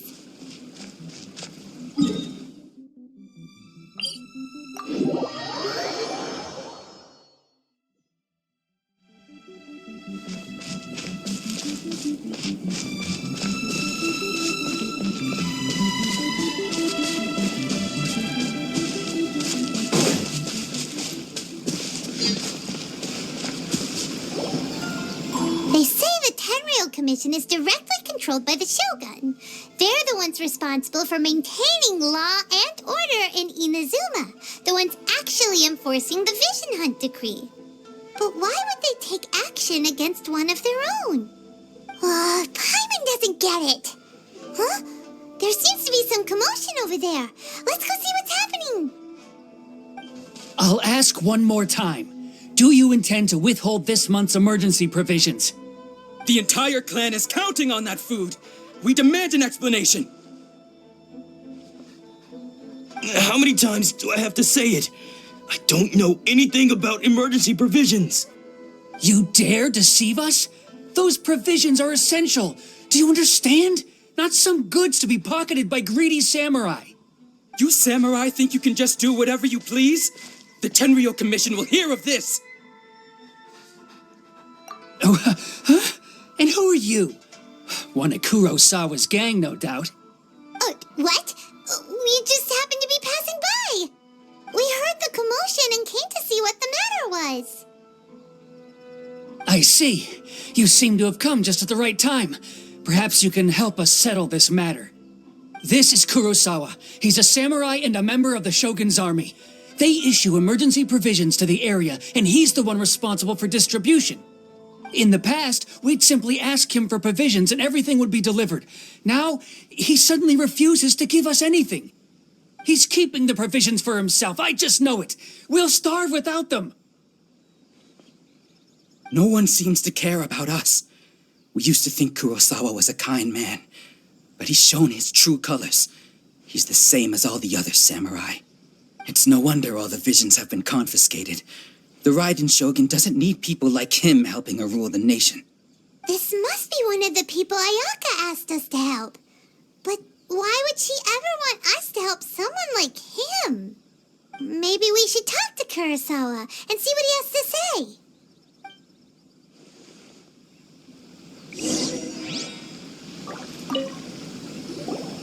I've never even heard of these emergency provisions. I don't know whether it's rumors or whether they're trying to blackmail me. But either way, it's ridiculous. If I was hoarding supplies, would I still be the poor man I am today? My own family can barely get by as it is. Now, if you'll excuse me, I've got other matters to attend to. And that's the first bit of truth I've heard all day. The Shogun's army told me that I was unworthy of my vision. And they said I was slacking off in my work. Apparently, I'd even disappointed the Raiden Shogun. And that's why they confiscated my vision. Well, that's strange. You were helping enforce the Vision Hunt Decree. Why would you be unworthy of your vision? To be perfectly honest, I don't seem to remember the details. All I know is that I would perform certain things every month. But I don't recall what they were. And it's not just that. I have this unsettling feeling, like someone owes me something. Does it have to do with the missing emergency provisions? I didn't take any. Like I said, if I was taking them for myself, I wouldn't be going through such hard times right now. To top it all off, my house was just raided by treasure hoarders, which is why I came here in the first place. I was chasing after them when I got held up by these two. If you don't believe me, go find the treasure hoarders yourself. If there were any emergency provisions to be had, they would have found them. Huh. He seems to be telling the truth. But we better confirm. Let's go round up those treasure hoarders and see what they have to say. We should be able to follow their tracks. They couldn't have gone too far.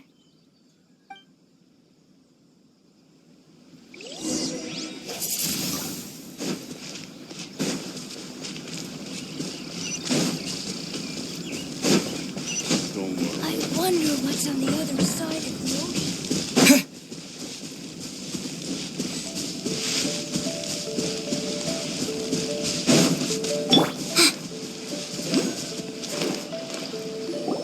We really outdid ourselves this time. All those samurai houses packed with goods. We really hit the jackpot. I mean, besides that one house. You haven't seen anything yet. There'll be a lot more where this came from. Today's just the beginning. I'll be leading you all on an epic journey of pillage and plunder that will go down in Hoarder history. You demand, boss! These seem like the treasure hoarders we're after. Let's teach them a lesson! Stay put!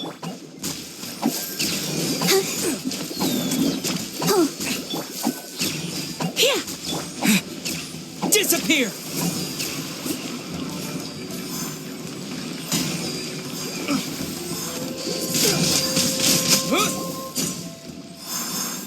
Oh, there goes all the Mora.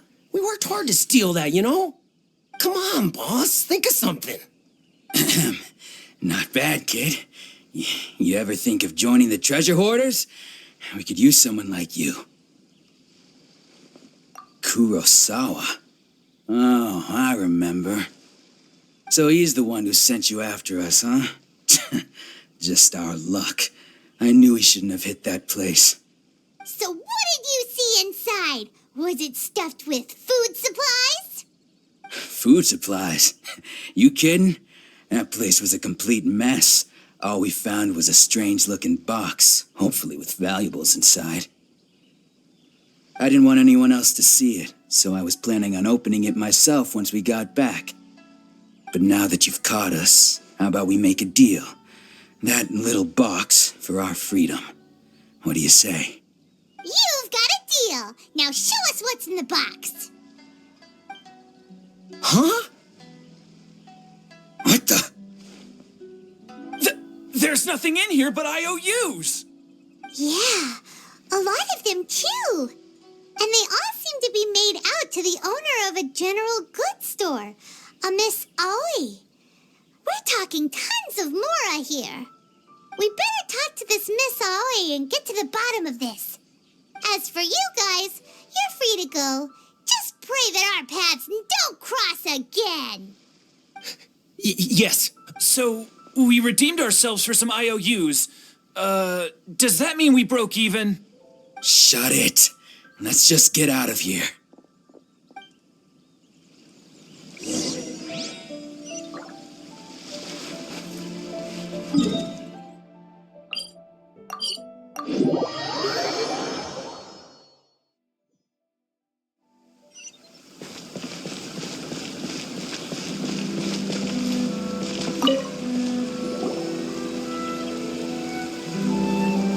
Welcome to Tsukumomono Groceries. We've got everything you need.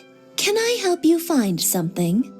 Or perhaps there's something you want to inquire about? Ah, so you're friends of Kurosawa, I take it. Perhaps you're here to pay off his debts.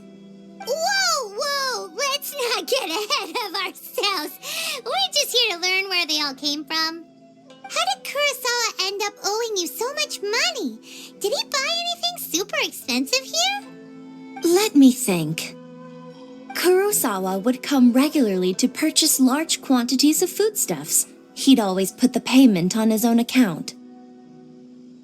However, the price of provisions began to skyrocket recently, and his salary was no longer enough to cover the cost. So, he started writing out IOUs to cover whatever he couldn't afford of the usual amount. So that's how he was getting those emergency provisions. But why did he have to purchase a usual amount? If the prices increased, couldn't he just buy less? Well, if you think about it, the citizens receiving the emergency provisions must have been carefully calculating how much they needed to sustain them each time. Kurosawa thought that it would be quite the disappointment for them if they found they didn't have enough, especially after such long and careful planning. So he deemed it necessary to take on the debt rather than let the people down. Wow. Kurosawa was purchasing all the emergency provisions at his own expense. And no one ever appreciated what he did. They just complained and held him accountable. People's attitudes will always reflect their circumstances. In the face of hardship, nobody cares to think twice. If you ask me, Had Kurosawa told everyone the truth about the supplies from the start, then there wouldn't be such a severe backlash now. Of course, I'm sure there would still have been some unrest. What he was doing was truly a thankless deed. As for why he chose to spend his own money on emergency provisions and never tell anyone, I'm still not too clear myself. If you're still curious, why don't you go ask him yourself? I see. That reminds me, it seems that his vision was recently confiscated. Most unfortunate. If he doesn't clear the debt on his name, he'll have no choice but to sell that sword that is so dear to him. Sword? What sword? Oh, didn't he tell you? He possesses a very valuable blade. He's carried it for years now. I've asked him about its origins. He told me that it was a gift from his father, that it was too precious to sell. In hindsight, I regret that I never made an offer on it. Everything has its price, at least that's what I think. Why don't you ask him about the sword yourself? Perhaps it'll even provide you with the answers you're looking for. Oh, but before you go, if you would kindly settle today's bill. But we didn't buy anything! Information is also a kind of commodity, wouldn't you agree? Don't worry, I won't charge much for information about Kurosawa. Nothing we ever discussed was explicitly confidential anyway. Oh, let me think. 2,000 mora should be a fair price. At least we now know where the emergency provisions are coming from. Plus, we found out that Kurosawa has a priceless sword in his possession. Let's go talk to Kurosawa again and see if he can remember anything.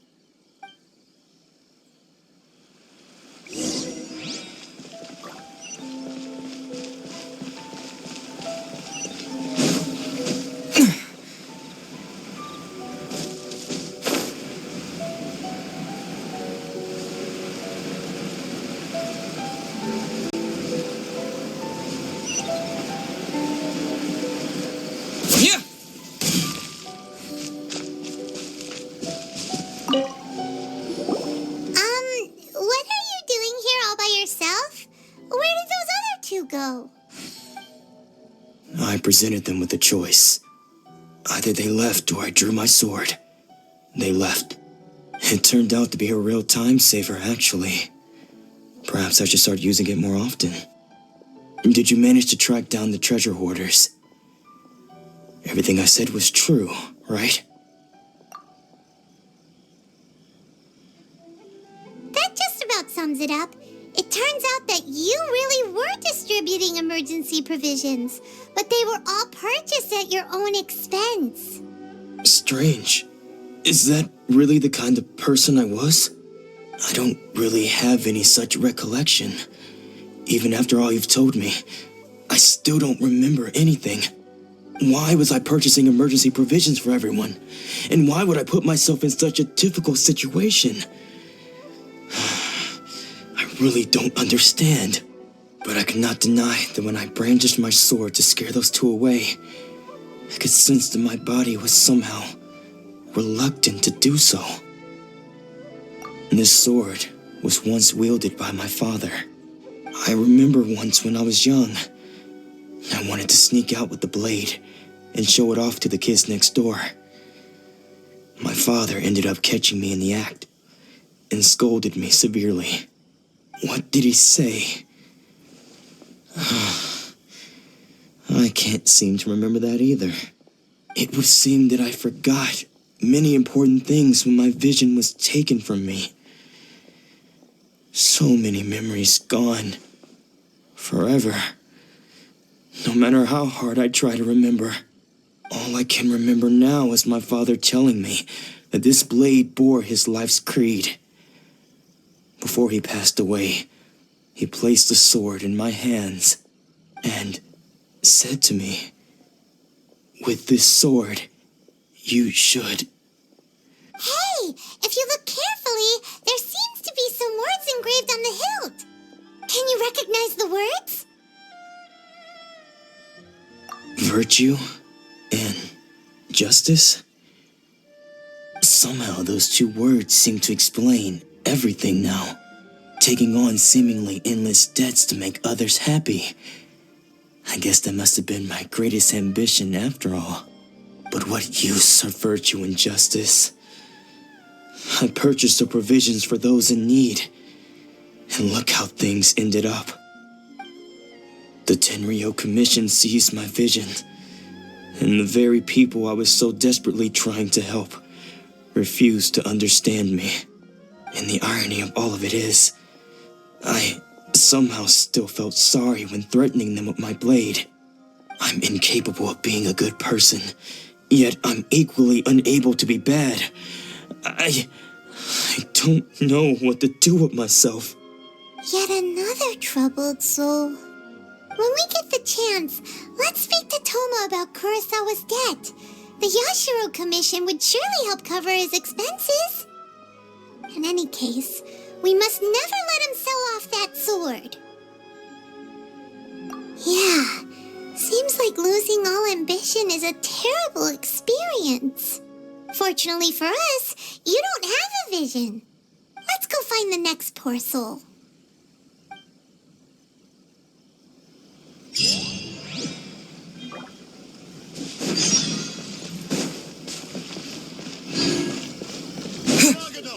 Fireworks are the best in Inazuma.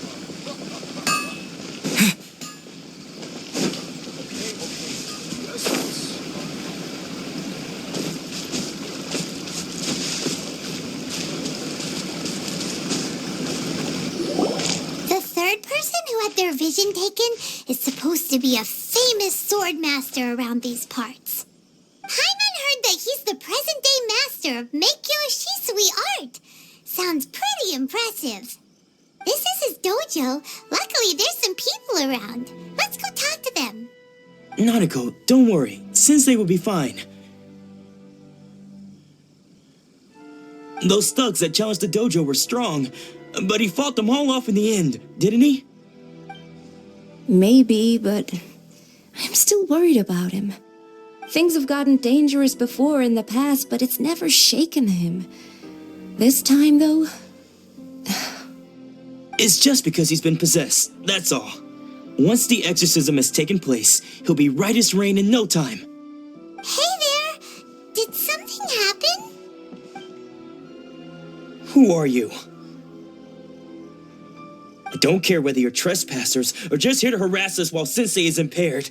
Get out of here immediately! Don't make me draw my blade, or you won't live to regret it. No! You got it so wrong!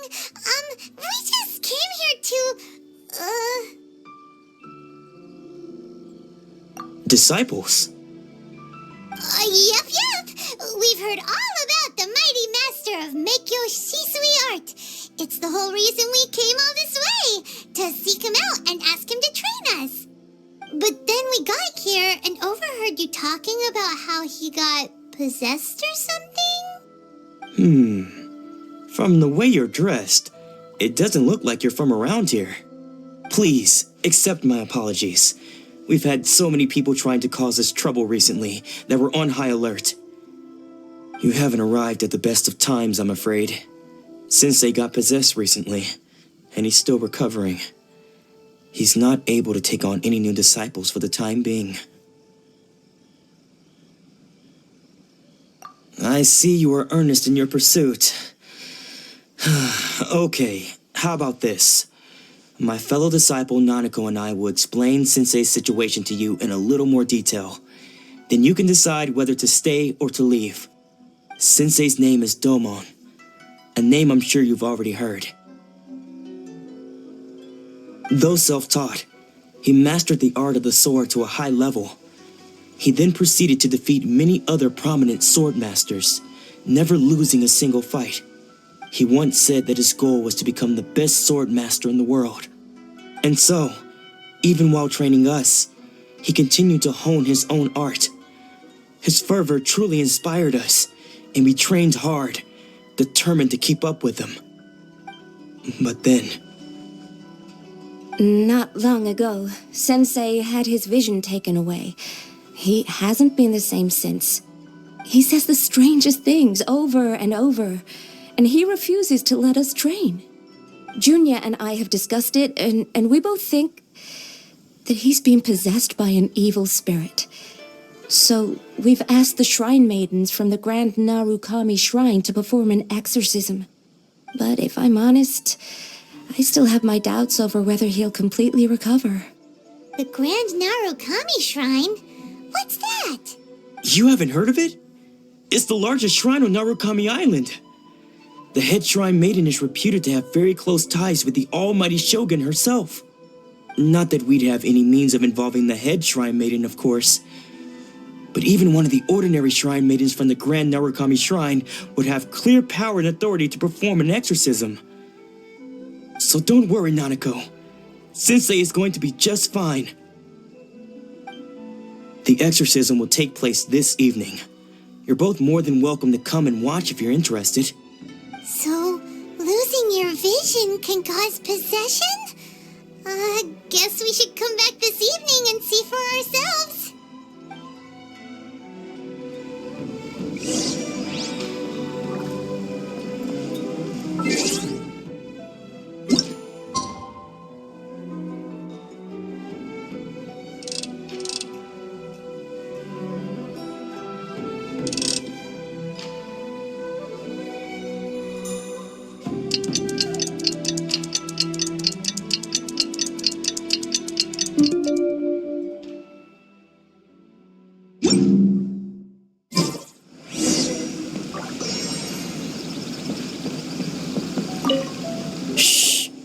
So you decided to come.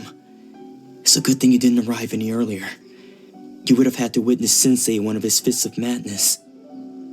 Just now, when Nanako was attending to him, she heard him whispering a few names to himself. When she asked him who the people were, he suddenly looked panic-stricken and pushed her away. It looked like he was in great distress. He was covering his ears and looking frantically around him with bloodshot eyes. All the while he kept calling those names. Some of them we knew, others we didn't recognize. But they all seemed to be the names of sword masters he had defeated in the past. One of them was Anzai. He used to be a fellow disciple of Sensei's, his senior, in fact. But Sensei defeated him in a duel many years ago, and he has been a wanderer ever since. Sensei wouldn't stop calling his name. Thankfully, the shrine maidens managed to subdue him, so the exorcism can finally continue. The ritual has now begun. All we can do is patiently await the result. Here's hoping Sensei will be back to his normal self very soon. Please, excuse me for a moment while I fetch some water. If he wakes up, he is sure to be thirsty.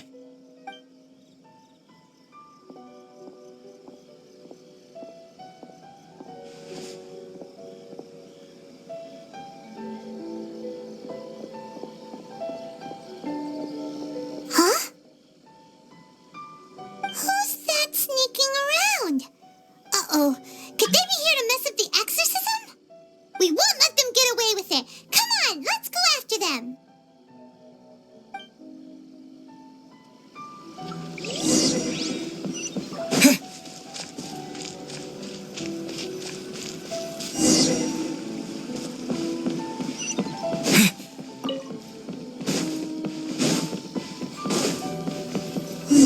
Is this definitely the right place? Let's look a little further up.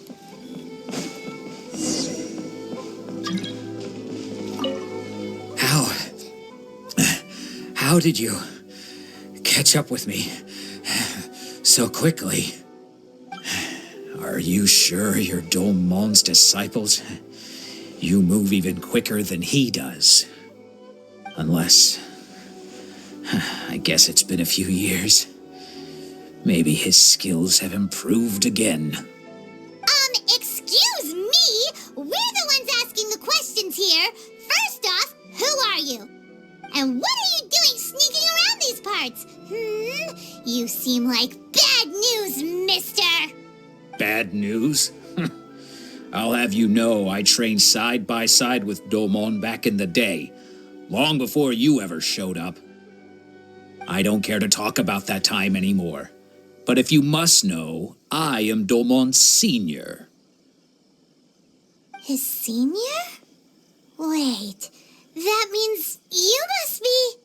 Anzai. Yes, that's me. Because I don't wish to see Domon or anyone else associated with him ever again.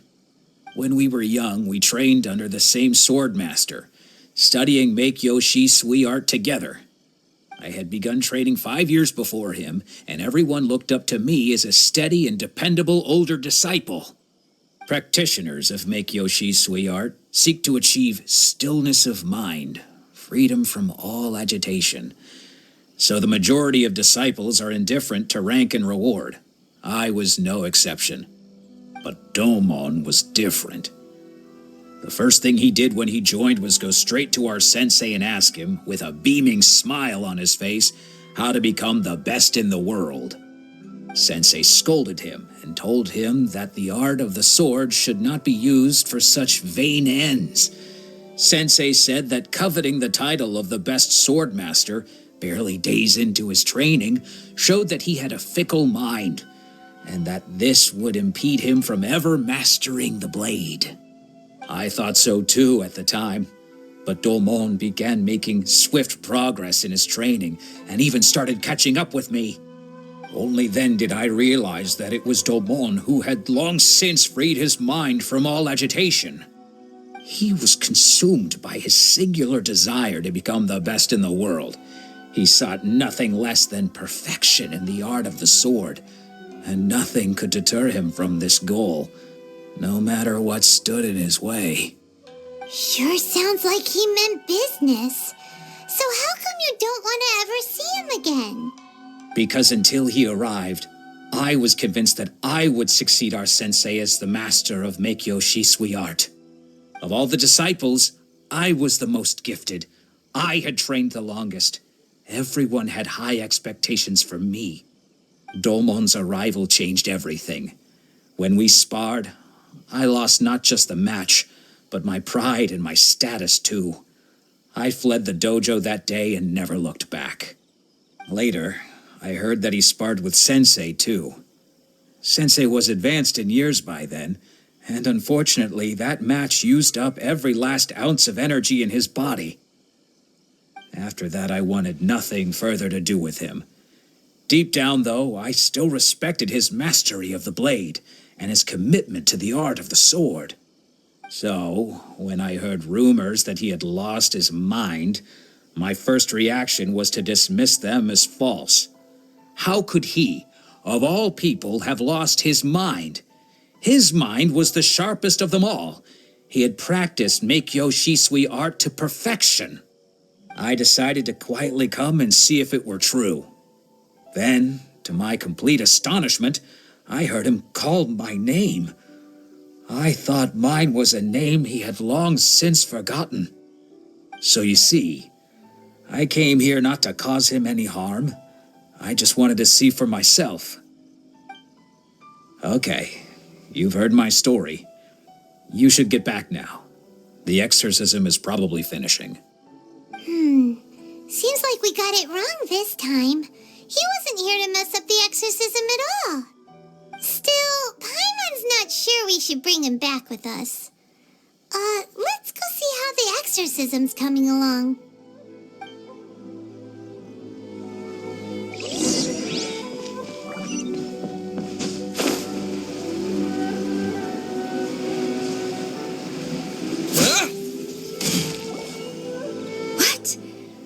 You're saying he isn't possessed?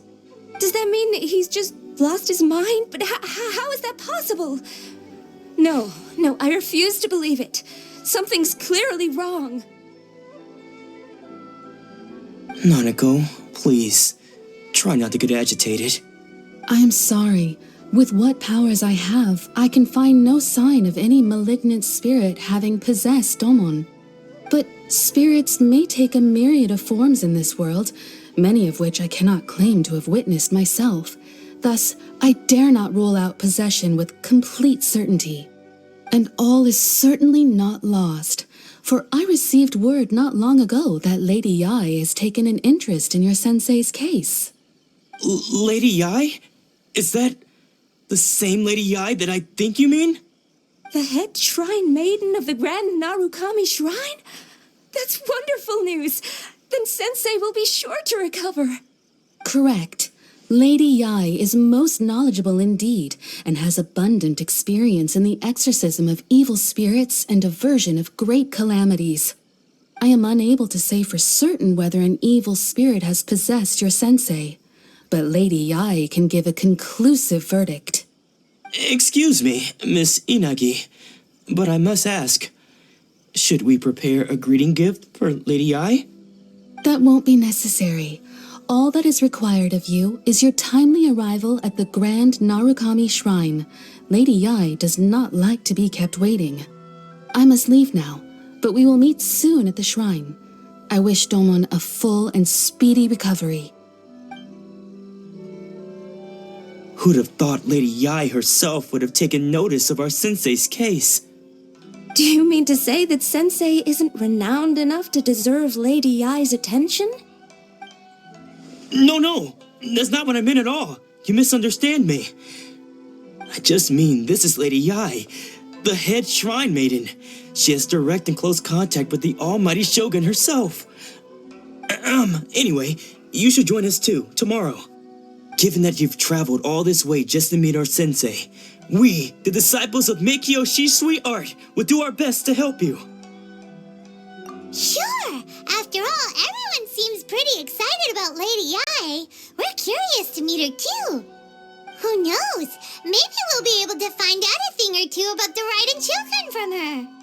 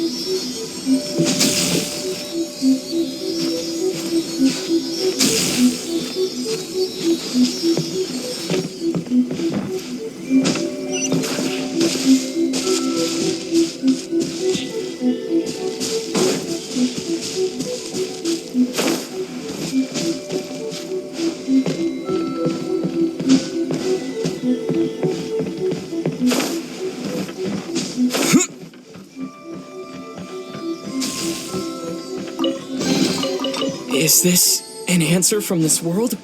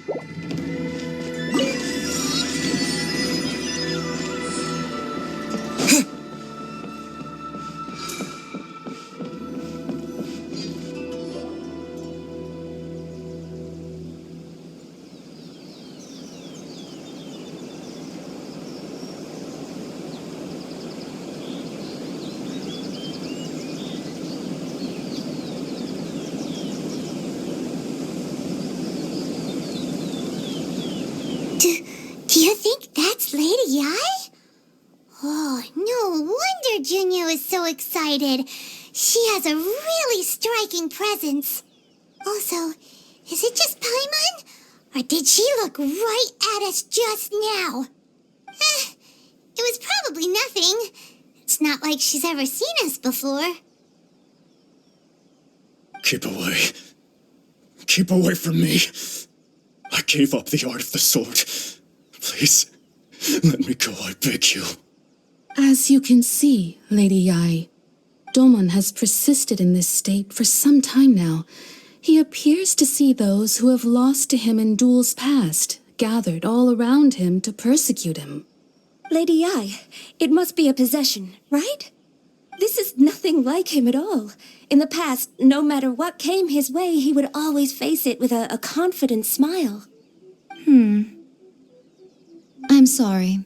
It is clear to me that your sensei is not possessed by any evil spirit. But then does that mean he... Yes. This is a change in the person himself. Unable to cope with the tremendous pressure he was under, he suffered a spiritual collapse. With his wits impaired, he finally descended into madness. As one who is thrown into the sea, though he fights back desperately against his predicament, it does nothing to prevent his descent into the depths.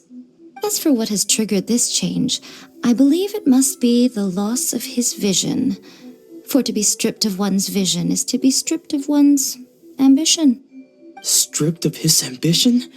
But Lady Yai, even without his ambition, why should he suffer such a dramatic change? How does that explain his descent into madness? Your school practices Meikyo Shisui art, does it not? Stillness of mind, freedom from all agitation.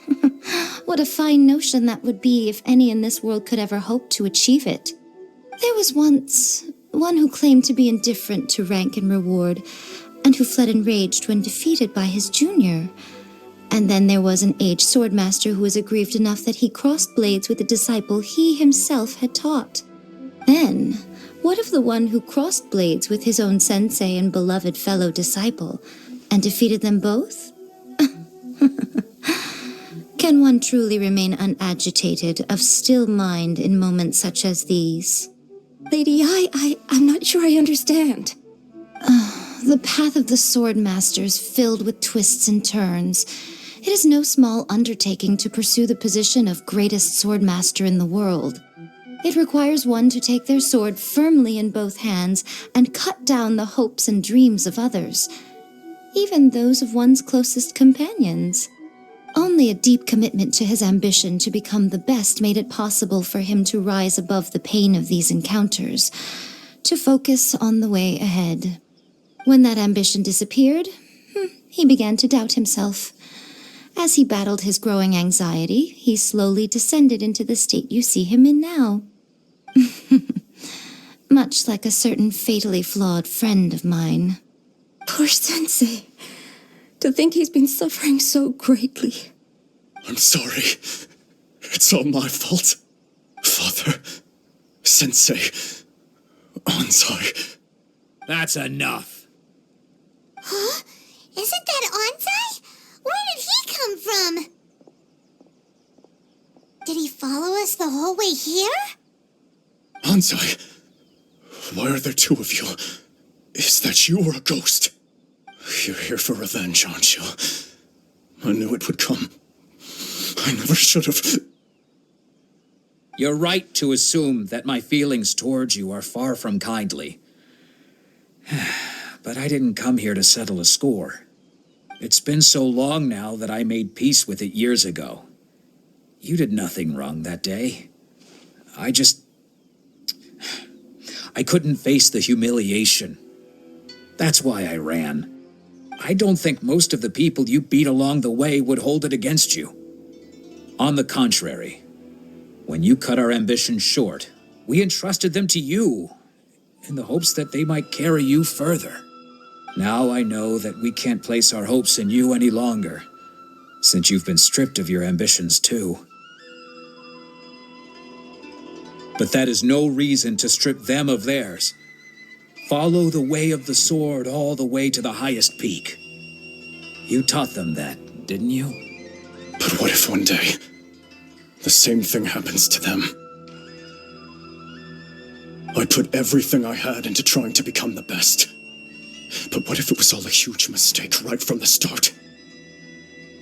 If there's a chance they'll end up like me one day, I'd rather they stay where they are now than go any further down this path. Have you asked them what they think? Sensei, after you rescued me from the hands of the pirates, I told myself I would follow in your footsteps for the rest of my days. I can't know whether I will suffer in my future as you do now. All I know is that here and now, in the present, I wish to continue. I want to keep going until the day that I can stand before everyone with my head held high and announce that I, like my sensei Domon before me, am a master of Meikyo Shisui art. Nanako's far from the only one. Actually, all of us think that way. Goodness. Well, You see? You can place the ambition you once had in their hands. Being stripped of your ambition is something that's never happened to me, so I can't claim to understand it. But I do know what it feels like to have your ambitions crushed. That's what happened on the day that you so effortlessly defeated me. So, just as I once placed my ambitions onto you, it is time for you to release yours into their custody.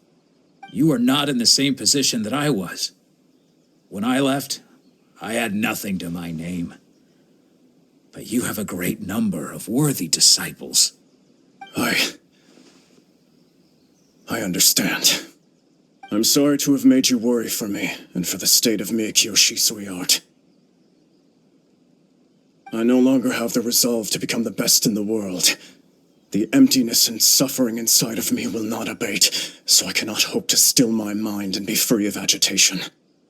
But as your sensei, I shall commit to imparting unto you everything I have learned in my life so far.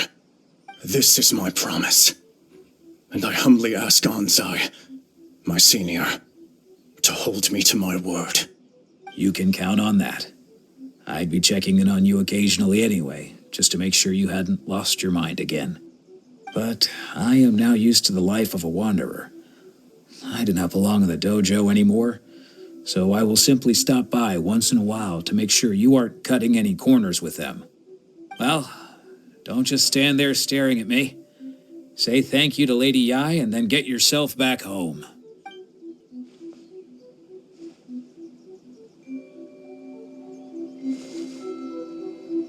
So even though his ambition was taken away, his disciples can take it over on his behalf. Guess that sort of solves this one, huh? Traveler, a moment, please. Lady Yai has some words for you. So, my intuition was correct. The wind that blows from afar carries fresh life to these shores. For us to meet now is premature. Nevertheless, you set foot on these islands at precisely the right moment.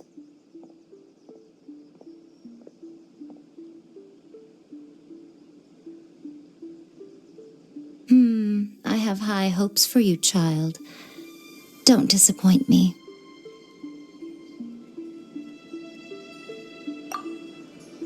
Ooh, Lady Yai seems to have taken a real interest in you. She seems super mysterious. Paimon's so curious what she really meant by all that. We can come back to it another time. For now, we should go report back to Miss Kamisato.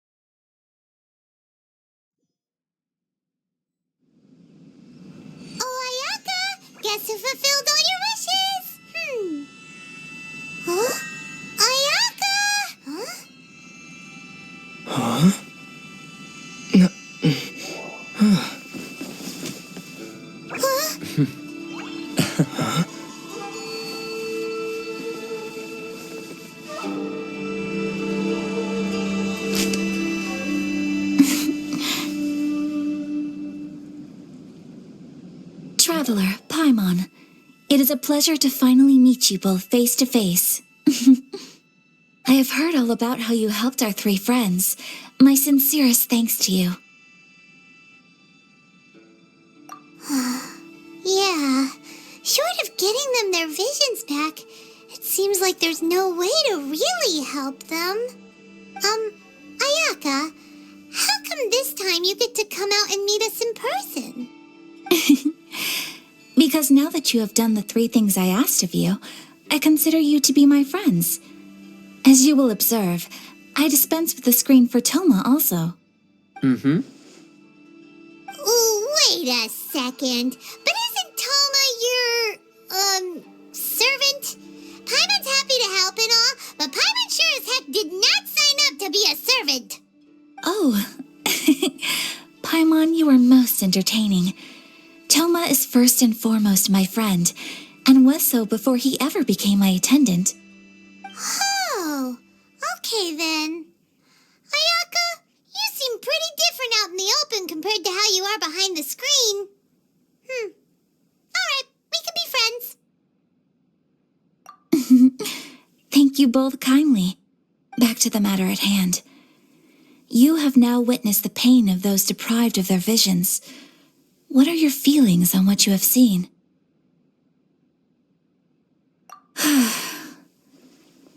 Perhaps in the eyes of a deity such as the almighty Shogun, the lives of those who inhabit the world are inconsequential. Thunders roar, lightnings flash, the winds assault, and the rains descent. All these things take place with no regard for the feelings of the common people. But I believe that surely you understand what they must endure. It seems that perhaps now you can appreciate my feelings on all of this. In which case, perhaps you would be willing to reconsider your stance? You will? Really? Naturally. All right, bravo, my lady. You were right all along. See? I told you he wouldn't reject them. I'd placed my trust in the right person after all. Now then, given that the remainder of our discussion pertains to matters of a more confidential nature, perhaps we could move to the Komori Tea House? We ought not to involve other members of the Yashiro Commission.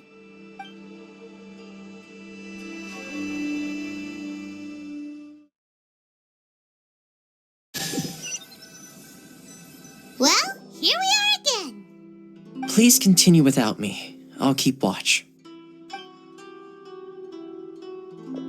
So, what's the deal with this place anyway? What makes it your favorite meeting spot? This is land that was gifted to the Yashiro Commission by the Shogun. The Kamisato clan has the exclusive right to plan, build, and repair any property on this land, and even to allow or deny access. Such privileges exist due to the Yashiro Commission's role in managing ceremonial affairs. Oftentimes, it is not appropriate to discuss details in front of bystanders. Oh, Paimon gets it. Gotta keep a bit of mystery, right? Once the number of ceremonial affairs conducted in the city began to decline, our forebears built a tea house here. Only members of the Yashiro Commission are permitted to come and go as they please. Makes sense. Perfect place for a secret base. In any case, we can talk freely here. I presume you have a few questions that you wish to ask me? The almighty Shogun. I've seen her on but only a few occasions, most of them formal ceremonies. She inspires awe, commands respect, and exudes a sense of absolute authority. But as I recall, there was something else about her that struck me even more deeply. It was her almost complete lack of any emotion. In that sense, she appeared to me to be less of a ruler and more of, well, an executive official, I suppose, focused exclusively on her single goal of implementing eternity, acting accordingly without feeling. The issue is this.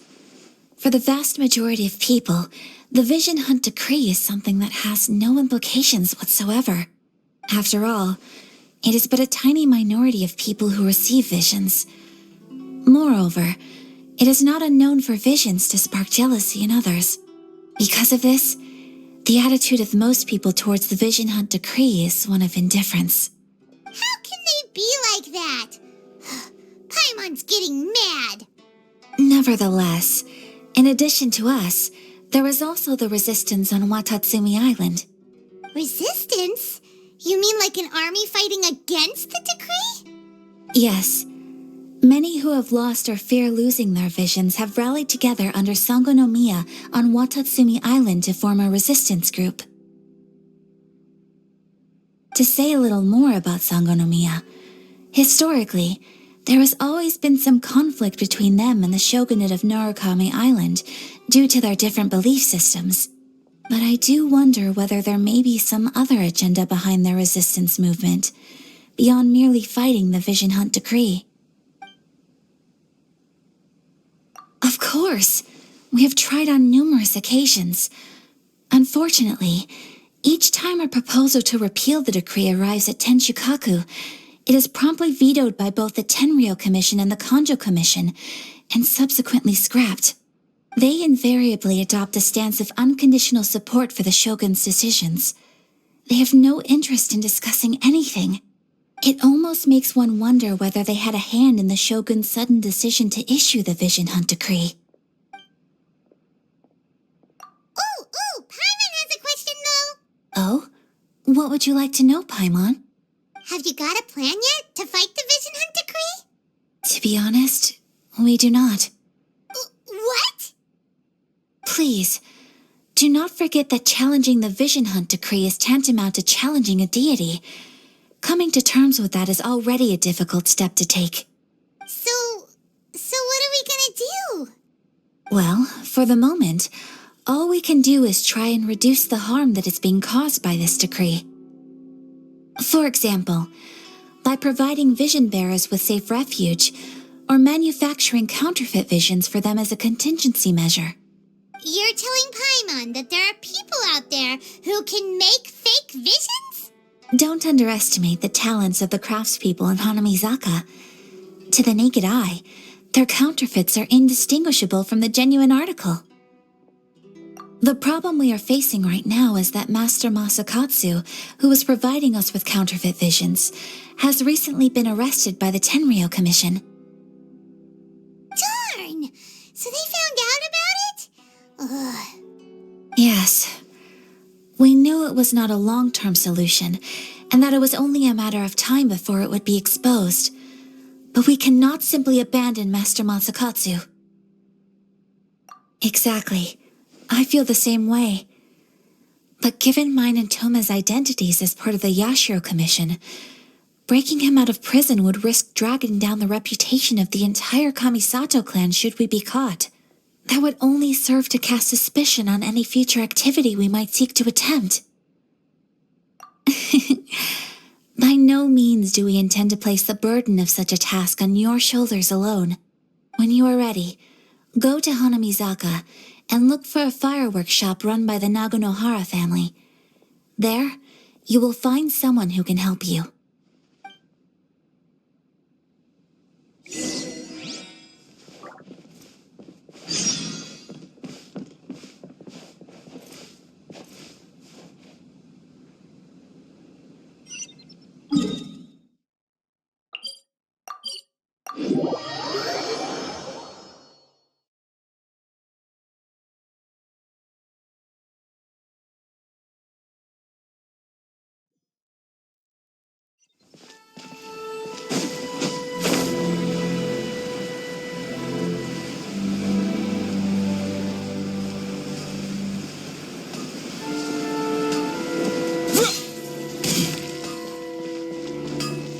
Just hand it over. You don't want any trouble with me. If you think your elemental powers are enough to resist the Vision Hunt Decree, then you'd better think again. Believe me, you're not the first of your kind we've encountered, and we've seen the same unpleasant outcome time after time. You'd best save yourself the trouble. Can't you make an exception? I just got this vision. I won't even use it, I promise.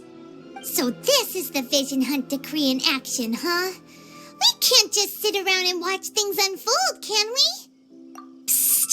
Hey, wait! Huh? There's someone trying to get our attention. Come on, this way. What's going on? Can't you see we need to go help? Shh, quiet. Just sit tight and watch for a moment. Hey, this isn't right, you know. Just because you don't have a vision doesn't mean you can sit back and watch others in trouble. Huh? Hey, wait! You do have a vision! Shh! If you don't keep your voice down, I won't have one much longer. All right. Here, take it. Wise choice. All right, let's go. What should we do now? He's already given up his vision. Doesn't he know what could happen to him after losing it? This is your fault. You're the one who stopped us from interfering. Many thanks, Miss Euthymia. If you hadn't swapped me a fake just now, I'm sure I would have lost it. No worries. You put on quite the convincing performance. Oh, so that's what's going on here. And to think Paimon was about to unleash Paimonial wrath on Miss Euthymia. Sorry about that. Think nothing of it. I could tell from your reaction we were on the same side. You just didn't know it, you know? Oh, right. Allow me to introduce myself. I'm Euthymia, the current owner of Naganohara Fireworks. It ain't much, but it's honest work. Great to meet ya. Practically everyone on Hanamizaka knows Euthymia. She's the queen of the summer festival. Without her and her fireworks, summer on Narukami Island just wouldn't be the same. Whoa, that's quite the introduction. Paimon loves fireworks. It's nice to meet you. Stop it, Hanjiro. You'll embarrass me. As for thanking me, you'd be better off thanking Master Masakatsu. He's the one that gave me the fake visions in the first place. His handiwork allowed me to keep my own vision. Whew, I can't even imagine trying to run the business without it. Ugh. Yes, Master Masakatsu is a good man. It's too bad good people seldom get the recognition they deserve. Master Masakatsu? Huh? Do you guys know him too? You don't say. Then it sounds like the Shirasagi Himegimi has a plan. Awesome! I've been thinking about breaking him out too recently. But if I just march straight in there by myself, I'd probably get Miss Kamisato in a whole heap of trouble. So, what about if I join you instead? Sure, welcome to the team. Ayaka told us to go look for help at a fireworks shop. She must have meant you. Seems like I finally got a new job to do. Besides hiding vision bearers in my shop, that is. So, Master Masakatsu is being held at the police station. I've already surveyed the area and found a way in. Whoa, talk about a reliable source. Seems we've got the right person on our team. Not bad, huh? Let's go as soon as everyone's ready. Don't worry, Master Masakatsu. We're on our way. Time to break him out!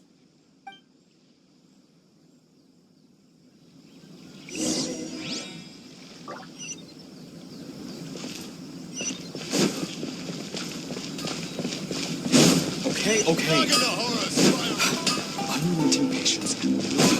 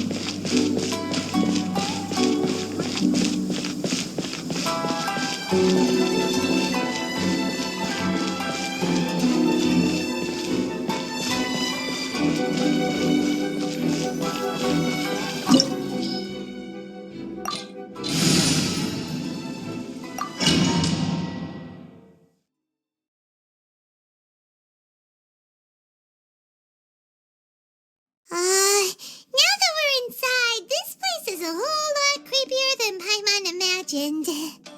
Come on, this way. As long as we stay quiet, we've got a good chance. I certainly wouldn't want to end up locked away in here. Let's find Master Masakatsu and get out of here. We should split up. I've got a little present to prepare for Master Masakatsu. I'll be right back. You sure? Alright then. Just be careful not to get caught. Yes, you too.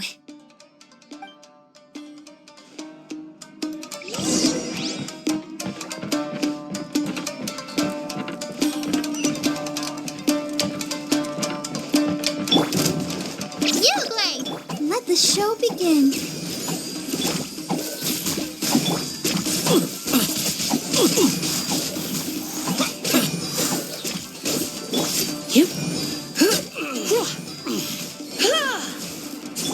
Stay put.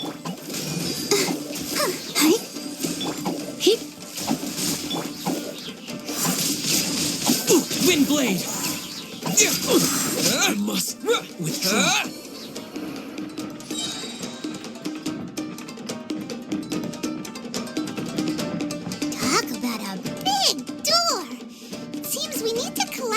Shaped like Magatama in order to open it.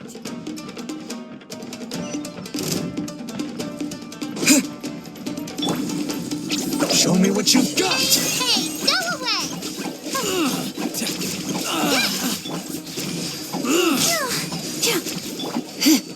Don't hold back! Try not to.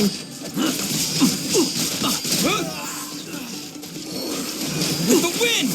Watch your step! Don't be scared! I dare you! Come a little closer.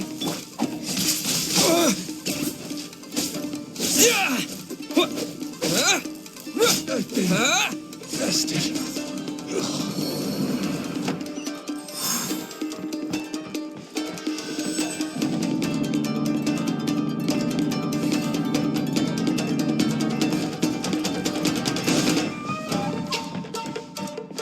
Who goes there? Windblade! Stay put! Let's dance.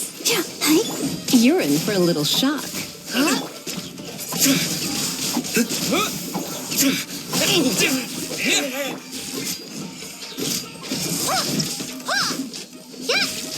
won't forget this.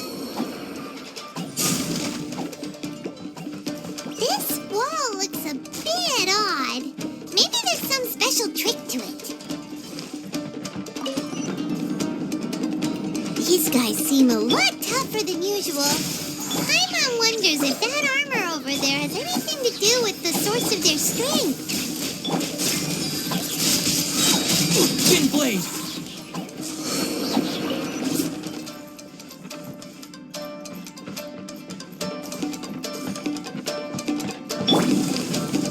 Don't be scared! Soldiers, quick! Ready? Don't hold back! You're in for a little Show me what you've got!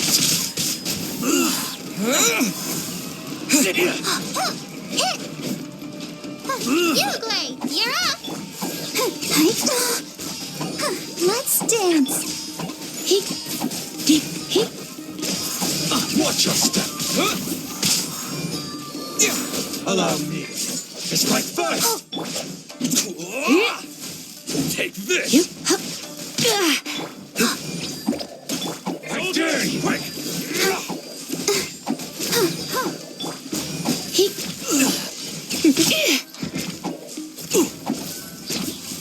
Don't hold back! Watch your step! Show me what you've got! Stay put! I'll protect her. I must withdraw. Windblade! Show me what you've got! Disappear! Need to train harder. Don't hold back! You're in for a little shock. Hey, go away!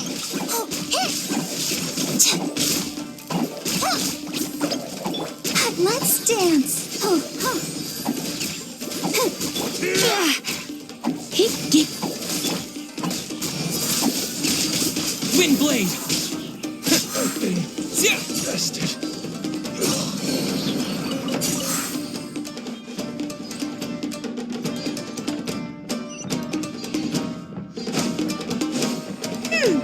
Doesn't that Magatama shape look pretty similar to the grooves on the door over there?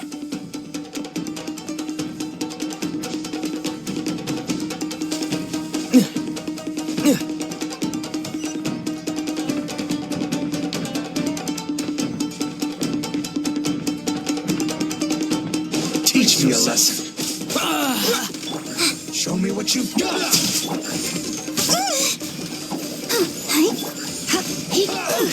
I dare you. With the wind!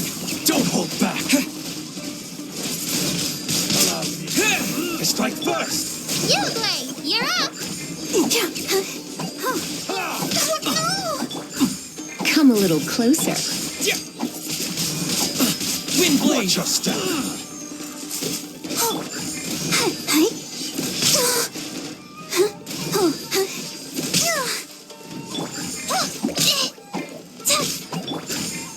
Allow me. I strike first.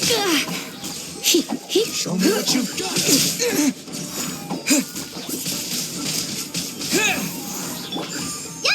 Ready, go!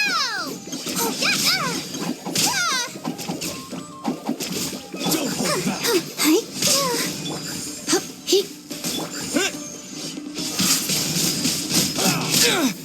Train hard.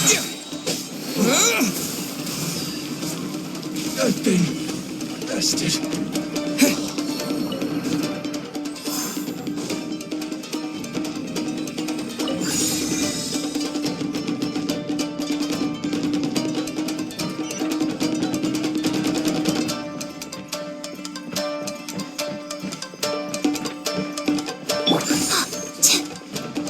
Stay put! Let's dance! You're in for a little shock.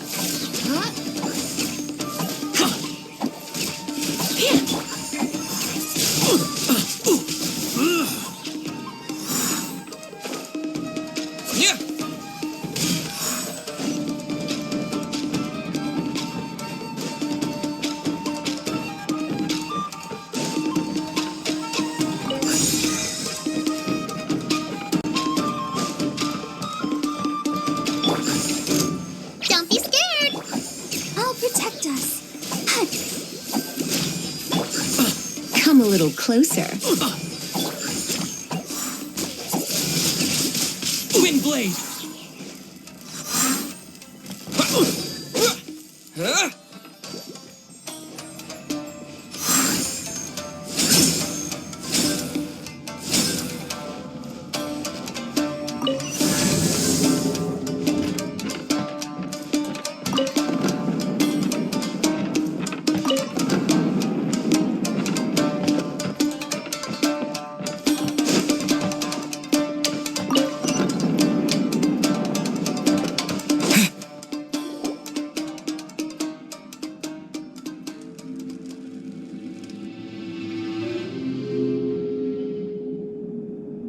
Quick, hide!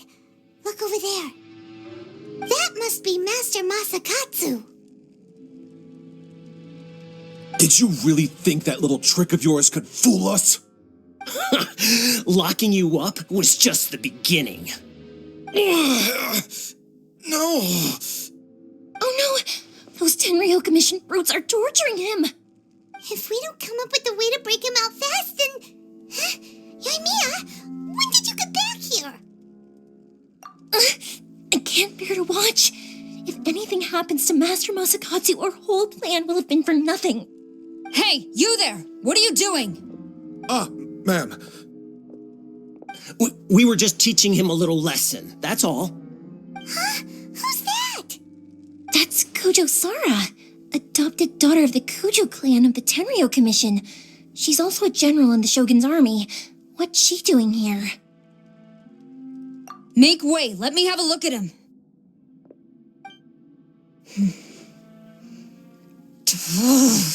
I'm sure you're well aware that torture is strictly against military regulations. Yes, ma'am. If you are unashamed of such disgraceful action, then you are also unworthy of the Tenryou Commission itself. Do I make myself clear? Yes, ma'am. It won't happen again. Oh, Paimon sure wouldn't want to get on her bad side. Hey, this is our chance. Let's move while they aren't watching Master Masakatsu. Euthymia, are you sure now's the right time? Who is that? Quick, go and investigate. Yes, ma'am. They're coming! Quick, hide! Sorry. I didn't mean to. Don't worry, I've got us covered. Time for my little present.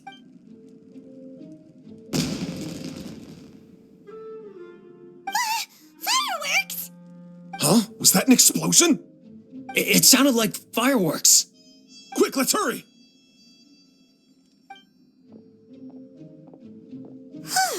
The fireworks were enough to distract them. Maybe more than enough. Fireworks aren't just for festivals, you know.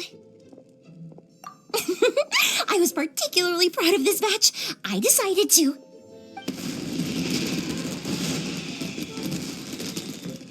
Whoa! Euthymia, this is turning into a bit of a fireworks display. Well, fireworks are my craft after all. Every batch has to be spectacular. Look, the coast is clear. Now's our chance.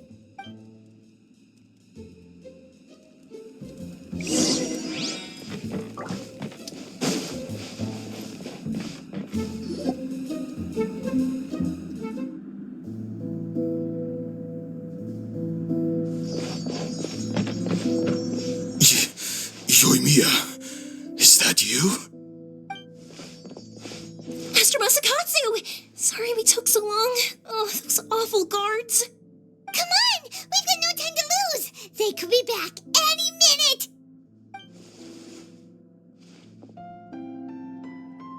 Oh. Yes, leave. Before I let my judgment get the better of me. He's in serious condition. Be sure he gets immediate medical attention. But remember, once he's recovered, it won't be long until I bring him right back. Well... You can bet we'll do all we can to keep that from happening. Leave this place.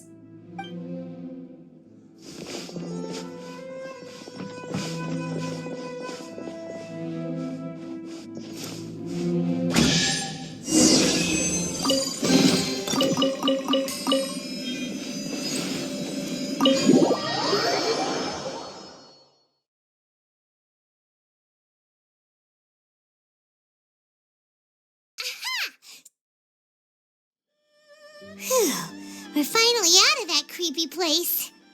Yes. Finally, I've made it out of there. Master Masakatsu, how do you feel? Can you hold on? Don't worry. I think I can make it to the infirmary without keeling over. Thank you.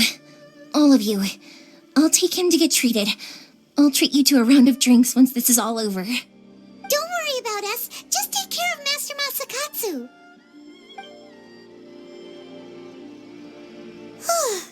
Good thing we were able to rescue him. Right, Kujusara. Do you think she was making up for how the guards were treating him? It seems as though there are some okay people among the ranks of the Tenryou Commission.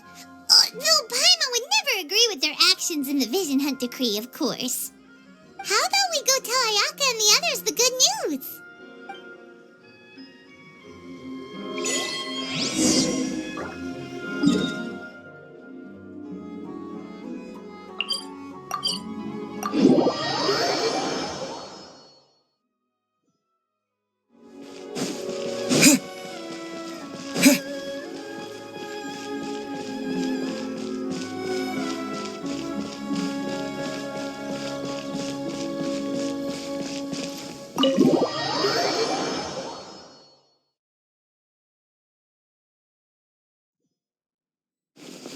I see.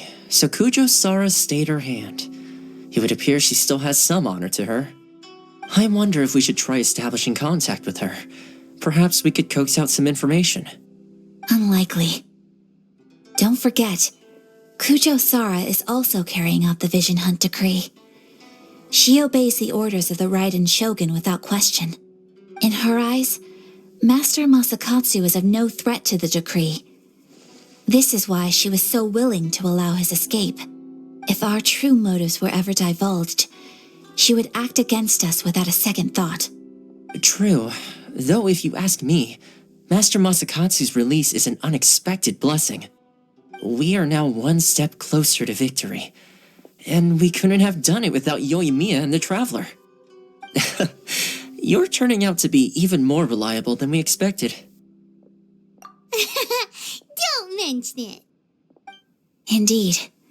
Things may have turned out very differently this time without the help of the Traveler. But if we wish to mount any sizable resistance against the Vision Hunt Decree, there is still much to be done.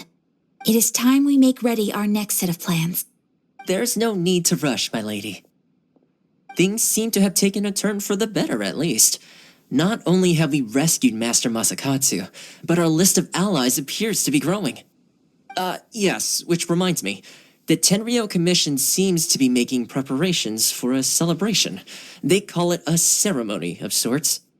And the number of samurai out enforcing the Vision Hunt Decree seems to be waning. The days ahead may be more peaceful than usual. A ceremony, you say? Why would such a task be left to the Tenryou Commission? I don't know, but I'm sure it has nothing to do with us.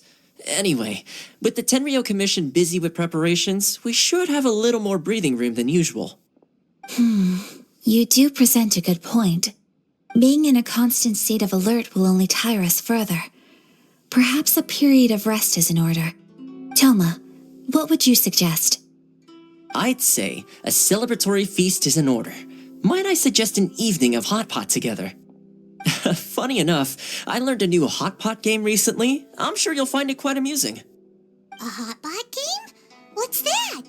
Well, as long as it has to do with eating. Simply put, every person prepares an ingredient to add to the hot pot.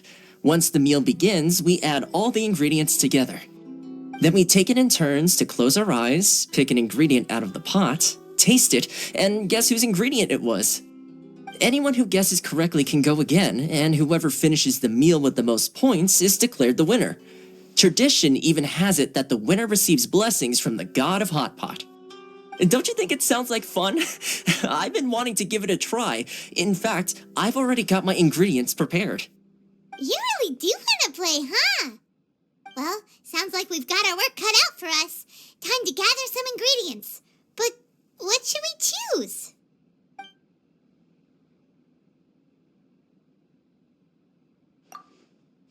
Let's see what we've got here. Fresh fish fillets, shrimp, bamboo shoots. Nice! You can't go wrong with these. Paimon can't wait. Paimon never thought we'd be the only ones to actually put anything edible into the pot. Don't go wasting the rest now. This was possibly the scariest looking hot pot Paimon's ever seen. Fortunately, Thoma ended up eating all the weird stuff. You can say that again. But hey, at least I got the most points. Oh, wait a moment. That doesn't feel good. I'm afraid it's your own fault for adding all those strange ingredients, Thoma. The soup flavor wasn't quite the same afterwards. Even with the Traveler's normal ingredients, I still couldn't guess any of them correctly. But weren't you the one who added those little cakes, Ayaka? I think the Traveler ended up eating one. Boiling cakes in hot pot? Ugh. Think of the texture. I must apologize. To be perfectly honest, I thought the cakes would be a tasty addition. Uh-oh. I'm definitely not okay. I need to lie down. I feel like a new man. You know, Thoma, all you had to do was guess wrong on purpose and it would have been someone else's turn. Talk about being competitive. Guess I've been feeling unlucky recently and wanted the God of Hot Pot's blessing. Perhaps I did get a little carried away. Still, I couldn't be beaten at my own game first time around. I think my luck has already taken a turn for the better. I can sense it. So without further ado, I hereby declare that the winner of today's Hot Pot Challenge is me. Oh, brother. Ah, good effort, team. Another important job taken care of. Next on the agenda, some well-earned rest and relaxation. Yes, if the Tenryou Commission truly is as busy with preparations as Thoma claims, then some rest would be a welcome change of pace. And with the extra time, there are some other matters I wish to attend to. Let's all take some much-needed time off.